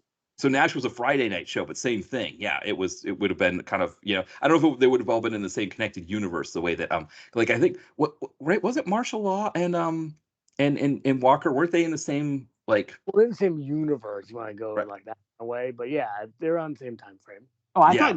I thought Nash was part of that universe, or maybe Well, I'm there's just. Die, Do, and Don, which is Well, that's true. Die, do, and done. yeah, with that Right. Die, Justice, Murder, Due South, and uh, Oh, that's right. Due South was on the same night on that so it was on Die, Friday Do, and nights, right? I can't believe how lucky I am to see Die, Do, and Don, just by complete accident. Right. Yeah, that was just an ad that's how they're promoting that night of television. They're calling it Die, Do, and Don, which Well, it's as catchy things to stick in your head. That's a pretty good. I almost forgot just now. I'm just like, wait, Die, Do, and Don. And of course, here's my impression of Nash Bridges. That's the ship sound they live. Right. Yeah, that's right. They would always It's use in it. every episode. And including that like special movie they made a couple years ago. The second like oh I see, I see Nash is back. So they even when they made that more recent movie, they still included the ship noise. Sure did. Okay. Well, maybe people would think maybe it's not really Nash Bridges if you don't hear the ship. Well, that's true. And then I think we used to talk about Nash Bridges a couple years ago since I was watching it the past 2 years. And finally, I think I finished it 2 years ago finally. But there was that part where it's like someone has to talk about Nash every time Nash is on screen. It's like, what's Nash? Right. Yeah. So, and Matthew Lillard said that Don Johnson, what am I doing with my life? It's like, that was season 2. Right. Well, because what's amazing, right, when you think of, because I always think of the episode of Miami Vice where, called, By Hook or by Crook, that had Melanie Griffith on it, which I think that was what rekindled their relationship and it led to them having Dakota Johnson. But you wonder like how much of like Dakota Johnson's sort of like flat acting that she does, especially like in Madam Web, comes from her seeing her dad be disillusioned by being on the set of Nash Bridges. Yeah, she probably thinks, well, I don't have to try that hard. I mean, look at my dad. He didn't emote that much, and neither did Melanie Griffith for that matter. So, she's born to be a flat actress. I would like to see Dakota Johnson watch Nash Bridges, maybe do like recaps Yes. online. See if she was funny like that. That'd be funny. Like, oh, episode 1, I'm watching. I feel like she is. I feel like she is. I feel like the way she's talked about Madam Web, I feel like she is. I mean, she talked about with Madam Web, like the one thing was that, like she couldn't. Well, that video I showed you, right? Well, yes. I you, Brett. No. I'll show you today if I can remember. Which is there's a part where this guy, kind of nerd guy, says, "Look, it's the first Madam Web comic," and then Dakota says, "Wow, exciting!" It's like adds more excitable tone than she was. Right. Well, because she was not sure if she wanted to take the role or not, and then Scarlett Johansson's like, "Oh yeah, these comic book movies, they can really change your career." And then I guess like she's on set and she's like, I don't know what to do when they're just like saying explosion and I have to pretend that there's an explosion behind me. And you like really see it like when like early in the movie when she's driving an ambulance to like get somebody to the hospital and Adam Scott's like talking to her and she's like, "Yep, oh, I just got to get through all this traffic here in New York City in 2003." And it's like, okay, Wait, Hellraiser's 4 Adam Scott? Yes, that Adam Scott. He plays Uncle Ben from he plays Spider-Man's Uncle Ben, right. I never put the two together that Spider-Man's dead uncle, the one who dies that makes him be a superhero, was Uncle Ben, like the Rice. I never put the two together. Yeah, well, you learn a lot, I guess, when they're going to these character backstories. But wait, you're next Dolph, right? You're next Dolph. Yeah, next Dolph. My number 3 is Men of War. Speaking of CBS procedurals, right? We've got Oh, Catherine yes. Bell from Jag in there. Yeah, Also Tom- Kevin Teague. Yeah. I'm thinking, I don't remember Emergency was on CBS as well, because that would have been like, We got your 70s. Hotch. Hotch has Yes. been before. Oh, Yeah. Tom- Yeah, Thomas right. Gibson, right? Yes, he plays a jerk who's like on the quest for guano for Interesting. bat dung. Yeah. It's real. Could be typecasting. Yes. I mean, no trivia says that he kicked anybody. I mean, I would imagine he probably wouldn't have gotten the roles he got later. I think he would have gotten Dharma and Greg if he had kicked anybody on this one. I forgot also another police procedural. We got B.D. Wong, not a CBS procedural, but he was Law and Order. Right. So yeah, we got all kinds of. Also, there's a character. Charlotte Lewis plays a character named Loki. This was before the Thor movies came out, when everybody was naming their animals Loki. So yeah, so. Yeah, we got Tommy. So I always call him. So Tiny Zeus Lister. Okay, he is listed as Tiny Zeus Lister. I was wondering because Tom Lister Jr. I always called him. Yeah, Tiny Zeus Lister. Okay, so he actually does get credited as Tiny Zeus Lister sometimes. I didn't know that, because I always called him Tiny Zeus Lister, but I would see him as Tom Tiny Lister or something like that. Okay, so that I feel better now, the fact that I always called him Tiny Zeus Lister. Well, we watched American Justice a couple months ago, Brett, and it's Tiny Lister at his absolute best. Zero spoilers. If you want to see a very entertaining and funny and amusing movie, you should watch a movie called American Justice. From what year, Ty? Oh, What? 2016, Yeah. 2016. Right. Because it's John Savage. Or John? Well- no, James Russo. Well, and isn't John Savage in it too? Or no, not John Savage. Tom Wopat. No, Wopat. No, John Schneider. John Schneider. Okay, yes, very similar people, but yeah, and Dukes, and also a wrestler. Oh, that's right. Yeah, there's a wrestler, and also, and we didn't know this until we looked it up, but I do remember from The Soup. But remember, on The Soup would make fun of this reality show called Gigolos, about these male gigolos that were in Las Vegas. And anyway, one of the gigolos is in the movie, and and also over the end credits, he does this rap. So you get music and acting from one of the gigolos from Gigolos. Well, the fact that it's John Schneider, right? Because he does all these Christian movies now. Is there like a Christian bent to this, or is it just no, not at all? It has all this unnecessarily ridiculous violence and a lot of no. There's nothing Christian about this. It's very unchristian. Unfortunately, it's not any of the streamers. Hopefully Tubi. Is it on Tubi? Last I checked, it's a great movie. You'll crack up. Yeah, if you want to laugh, you will laugh your head off at this movie. You laugh through the massive hit. Yeah. If you're ever in the mood for just something just so funny, you should check it out.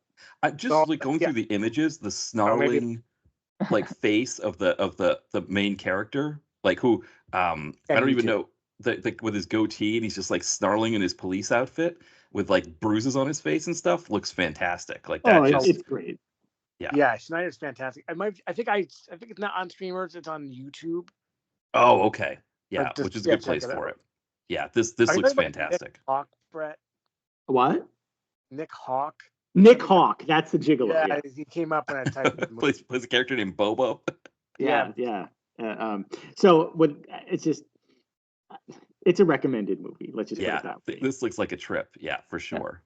So my next movie. Wait, you said your next movie? Right, yes, mine was Men of War. So we're on to your number 2. Movie. I'm trying to get. There's an uncut version hanging around on the internet. Like there's like UK versions, the uncut version, which is weird. Yeah. And that'd be great to see that one.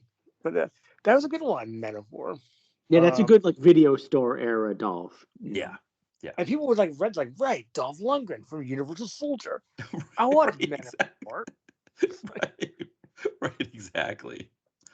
My next Dolph, my second to last Dolph, is Red Scorpion. Okay. See, that's kind of similar to Men of War. I actually get those mixed up in my mind. Yeah, actually, that's so funny you mentioned that. I was actually feeling, wait, that's the same movie? No, it's Red Scorpion.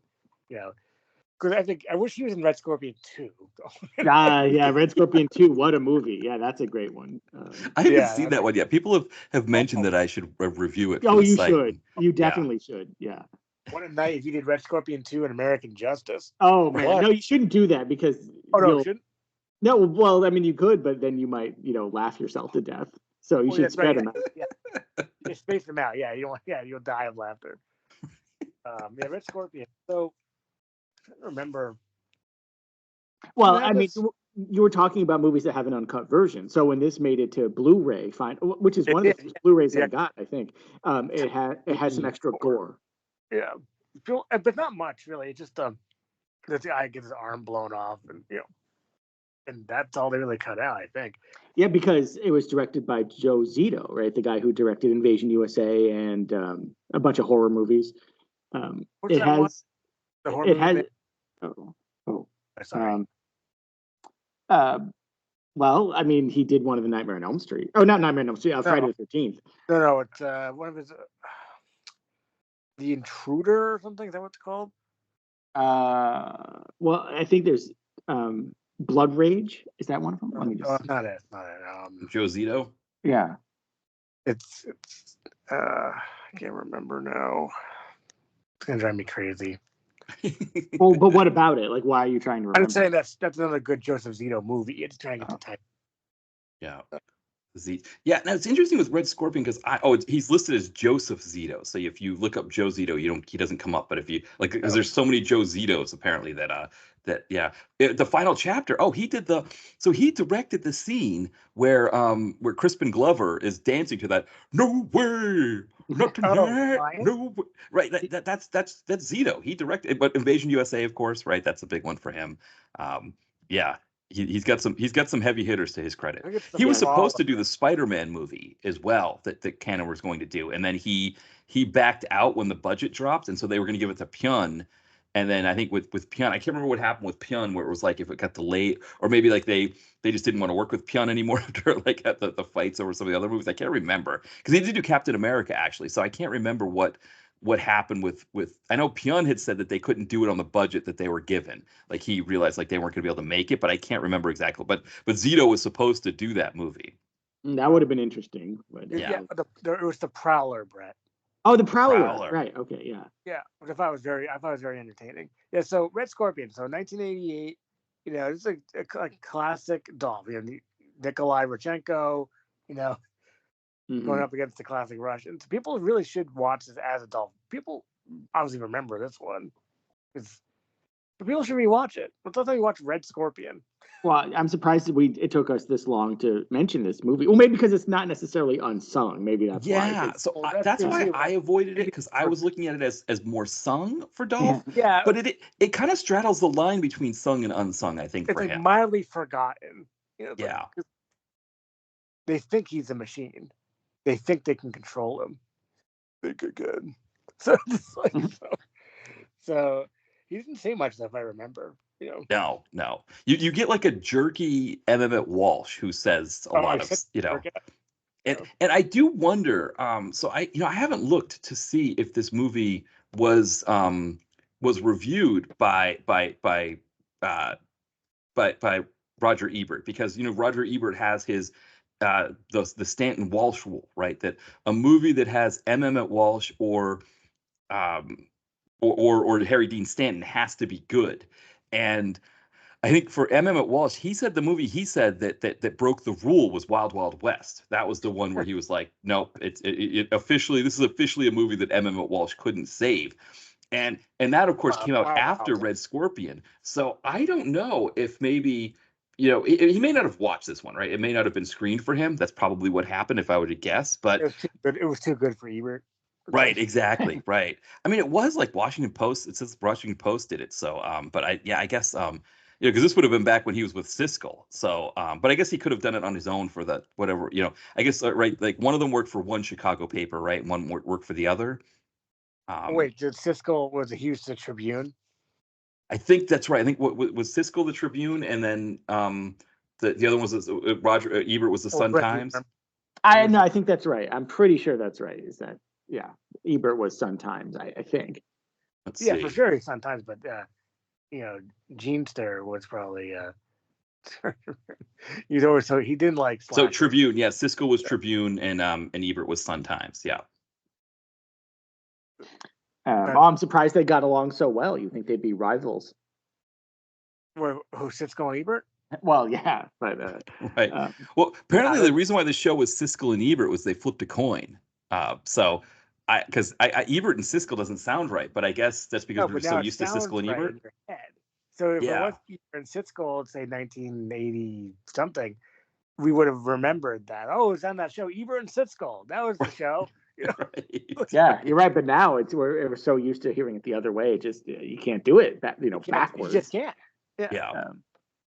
But as far as Red Scorpion, I think it's a Dolph classic, and people should definitely check it out, especially the Blu-ray done by Synapse, where you can get the uncut version.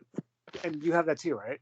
I do have it, yes. Like I said, it was one of the first Blu-rays. Actually, I bought that before I had a Blu-ray player because I really wanted it, and I knew I'd eventually get a Blu-ray player, so I just bought it, and then eventually down the line got a Blu-ray player. But I had it before I even had a Blu-ray player. That's what people should do nowadays. Just get it now. Right, just so you have it. Well, because that's part of the thing with physical media, right? Is the collecting. I mean, my copy of Red Scorpion is just like the old, what was it, MGM that released that? It was like the old, that old DVD for, I used to have that. I used to have the old tape. Yeah. I might still actually have the tape just for nostalgia value, but there's sirens in the background here. Yeah, but for me, I didn't have any nostalgia attached to Red Scorpion. I just wanted that, hot new Blu-ray version. So that's what I got, and I assume I could check. I assume it's still in print. It might even be on 4K now. Yeah. But yeah, so definitely something people should check out if they haven't in a while. Yeah, for sure. Yeah, so I guess we're down to my number 2. And again, my number 1 was already covered, so we really only have 2 movies left. So mine is Universal Soldier: Day of Reckoning. That's my mine number too. That's your number 1. Oh. Okay, so we can wrap up on this though. A movie, yes. Yeah, so it was my number 2 after One in the Chamber. But we were talking about Scott Adkins, right? I mean, this is like this is kind of the movie if you were going to have Scott Adkins, Dolph, and Van Damme in one movie together. It works in a way that I think a lot of times these movies don't work. We're so lucky to have this movie and how it was made, how it was shot. It's a fantastic, and of course, the best tagline of all time. They're under their own command. So yeah. I feel like you could do that with Ty. I think you could do that with a little more feeling. Oh, okay. We're under our own command. Right, well, or more Dolphy, whichever way you want. We want to do more excited. Now they're under their own command. Yeah, that's a bit better because it's kind of like a take 3 kind of thing. I'll do take 3. Yeah. I don't want to do 1,000 takes like David Fincher. Though I'll do 3 takes. That's it. It's like he's still doing takes for Zodiac. That's how long it's been doing. And also, I just checked, and Red Scorpion on Blu-ray is still available. So great. It has not gone out of print as of this recording. I can't go out of print. I'm around. But this is a great one. These latter Universal Soldier movies are way better than people might think. People probably kind of like, okay, people hate it, and it's not a very good movie. Universal Soldier: The Return, boring subtitle, boring movie, and has squid, and it sucks. So I think we've talked about this before, but I feel like they wanted to correct this, so they made these other ones like really good to say, hey, no, this is we've still got some life here. Yeah, we still got something here. Well, Regeneration, which we talked about in the previous, I think, Dolph one. That's in my notes, I think. Because Dolph has because Regeneration's a weird one because it's like you get a little Dolph and a little Van Damme, and then you have a lot of Orlovsky. Orlovsky, yeah, I don't forget that name because I actually saw him fight at Mohegan Sun. Oh wow! Who's he again? He's fighting this guy called Paul Buentello, and we were sitting. So one of the things I didn't realize about my friend and I realized about Mohegan Sun is if you go in to actually see an event there, you don't get like the free drinks and all the stuff that you get being in the casino. So it's like just being at like any other arena or something. But we're sitting up kind of high watching the fight, and you see this situation where like Orlovsky and Buentello, like they're getting ready to start fighting, and they're kind of sizing each other up, and the next thing you know, Orlovsky ducks and Buentello falls on him, and we think that Orlovsky's just like taking him down. What we missed was that he decked Buentello and knocked him out because the ref comes in and starts like calling off the fight. And we're like, why are you calling off the fight for a double leg takedown? That doesn't make any sense. And then we saw the replay. It was like a 15-second fight. Arlovsky just like one punch nailed him, and that was it. But those two, a Regeneration and Day of Reckoning, both great. I think, maybe you guys could come up with something better, but I think those are some of the best of the recent, if you to use that term somewhat loosely, recent crop of DTV movies. I think they're really, really great. Point. What's like a good new one right now? It's not much. Yeah. Well, that's because John Hyams, right? Yeah. He directed both of them, right? I think so. It's because he's very talented. I think he understands action, he understands the series, and he's just a great director. Those are two of the best. And what's good about Day of Reckoning again is like you just go on this kind of ride. Yeah, it's you're into it. And that doesn't have that amazing scene that kind of ends at that sporting goods store. Yes. Yeah. I mean, that is so great. It's just it's like perfectly done. Like it's just like it goes up, it goes down, it goes up, it goes down, and then it ends with a bang. It's just like exactly what it should be. It's just it was so great. That's how you make a fight scene. That's how you make an action movie. It's just like I mean, you're thinking about like recent ones. I mean, I think the only ones you could think of that touch this would be like, for example, Avengement, Black Dynamite, if that counts. But Black Dynamite comes out around the same time as this. Actually, I think it's a couple of years before. So like since this, I'd say since Day of Reckoning, Avengement might be one of the only ones that you could think of, right? That was let's go back to Blood and Bone. That's a great. Yeah. But again, even that one predates this one, right? That one, I think that's 2008, right? So, and even Avengement's kind of in a different class almost. I mean, it's almost like a British drama and has a very different tone to it than the Universal Soldiers. I mean, great in its own right, but almost in a different category. The closest one you might get that's at least it's at least decently decently watchable. That's a word. It's the movie Shrapnel. And it has I haven't seen that one. It's Jason Patrick and it's Kellen Lutz. It's one of those Lutz type people. Oh, it's Lutzy. It's one of those. I think it's Cam Gidgenet. Oh, Cam Gidgenet. You mix up your Cam Gidgenet and Kellen Lutz, which I do all the time. Yeah. Are you sure it wasn't Kip Pardue? Or Chad Michael Collins or Chad Michael Murray. Right. One of the Chad Michaels. Because Desert Dawn hopefully will come out soon because it has. You gotta look at the poster again, Brett. Yeah, it's got Gidgenet and Cam Gidgenet.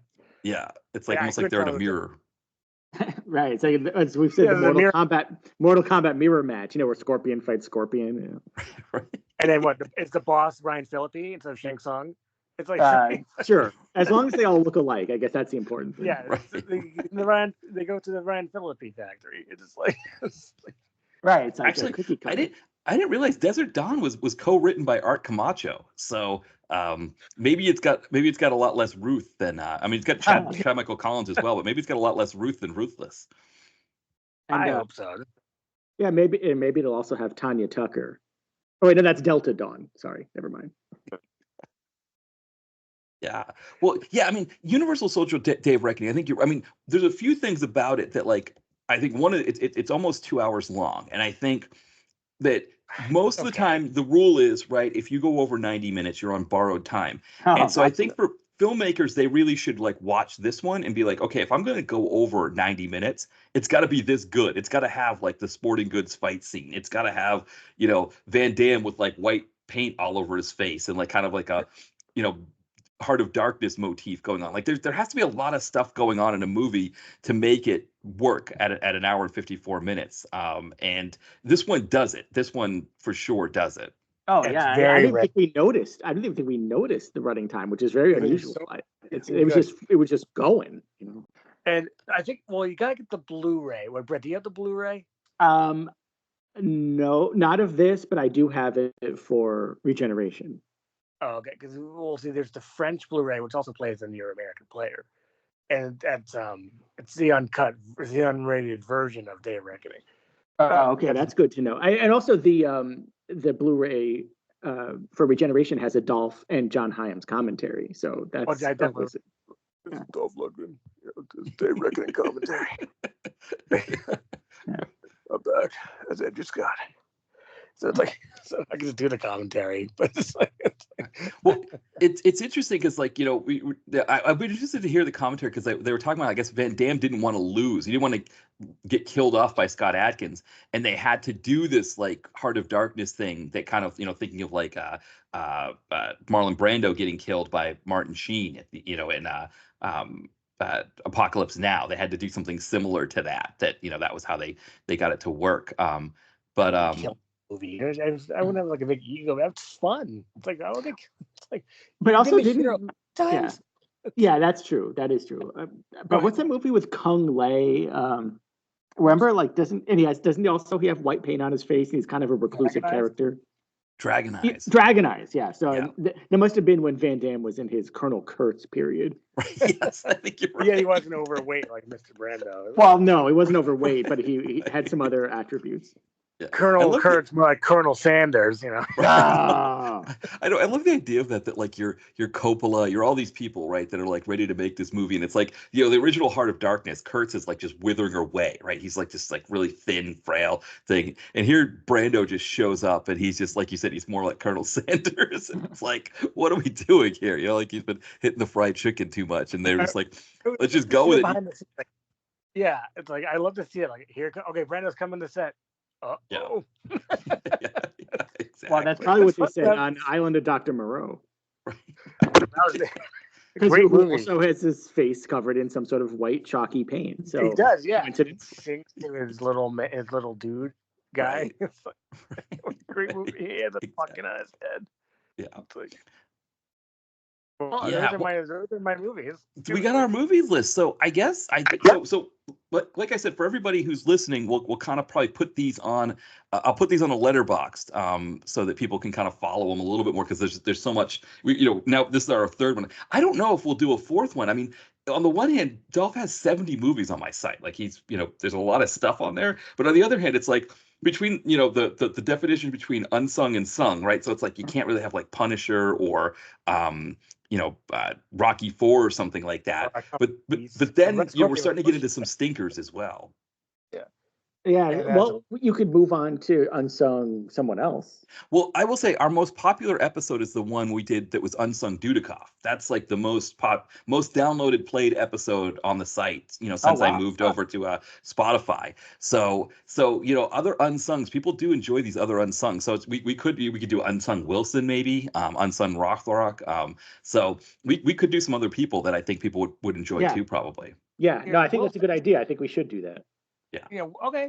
We'll go back to Down the Dragon now that I want to watch Black Belt, which people really should just rewatch. I mean, like, because that movie has what you want. Yeah. And they pack it all in nice 85 minutes. Which is what you need. Yeah. Yeah. It was like, it was perfect. It was like, it has your everything. It has your fight with the thighs, it has your punching, it has your right, get you to the church on time for sure. Yeah, exactly. Well, yeah. I think we're running up against time, so do you guys want to plug anything? Ty, you're the plugger. I'm the plugger. Okay, let's do. I'll change it up today. Ty Comeuppance on the Twitter X, and Ty Action Rocks is on the Instagram handle. And one of these days I'll post a new tape, which was last one I did was Descender. I'll post a tape maybe next week. Then let's see, Ty. Well, I did that one.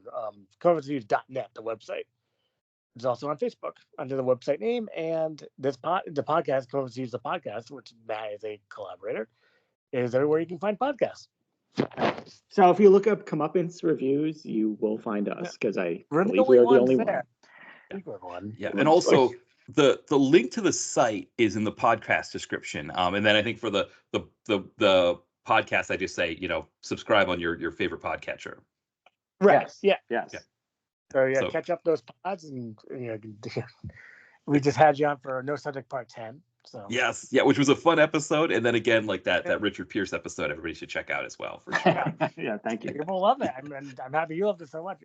Yeah, we got what we gotta do before we go is we gotta do one of these watch one of these other movies. Full movie breakdown.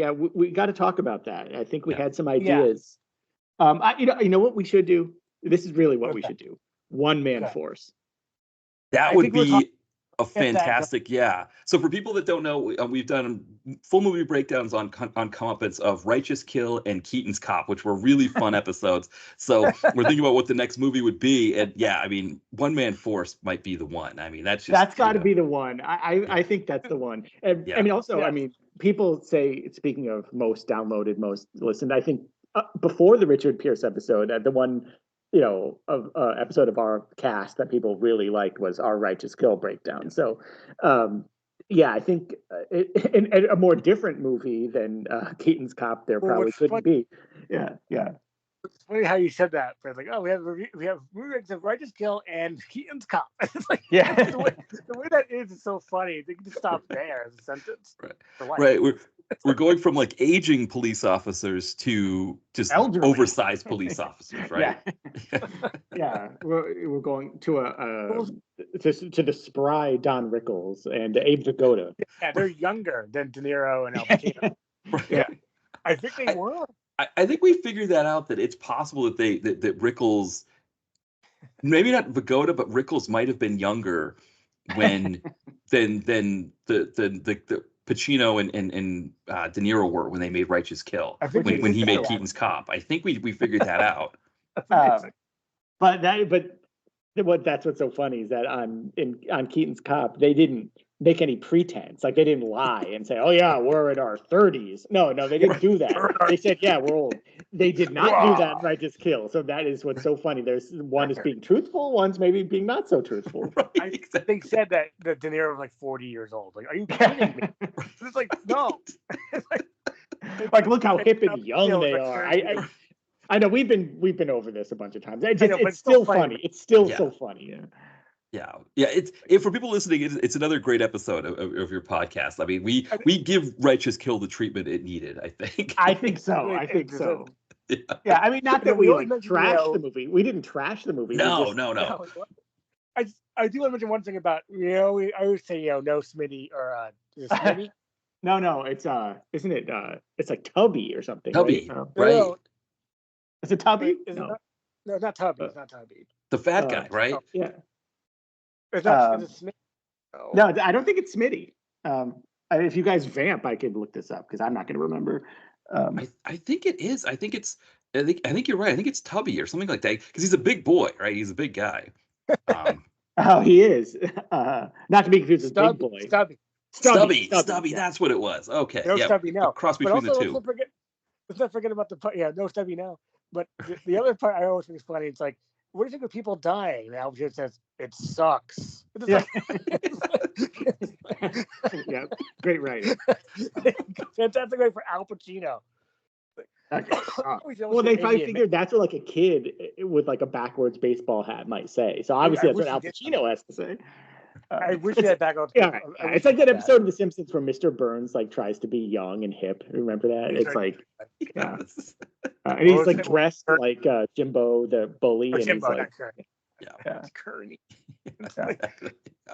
Well, maybe that's a great place for us to leave it here. So, as we're wrapping up, again, the list, you can find the list on Letterboxd to get a sense of what we've covered before as well. But thank you guys for coming on. This is another fun one. It was another fun episode, guys. It was a fun episode. Yeah, I can't do this. Yeah, I like your Dolph, bro. No, I don't have a Dolph. But thanks again for having us on. It was fun. Yeah, thank you, and we'll keep listeners in suspense for the probable one man force breakdown. Yes, we'll try to set that up, or maybe, would you do 88 minutes? But we would rehash Righteous Kill in a way if we did that. Yeah, that would be a tough one. That would be fun down the line though. Talking about Jack Graham, that would be pretty good. But One Man Force is an absolute classic that I think a lot of people don't know about as well as they should. And I mean, when you think of the late 80s, early 90s period that is just so amazing in and of itself, One Man Force, and I think Spiro Rosatos actually does like stunt direction stuff on this. So it's like, look at us. Yeah, so it's got it's got everything that you'd want in a movie like that. It's just fantastic. Yeah. Watch it. Yeah, for sure. Okay. Thanks again, guys, and thanks everybody for listening, and we'll talk soon. Bye. Bye.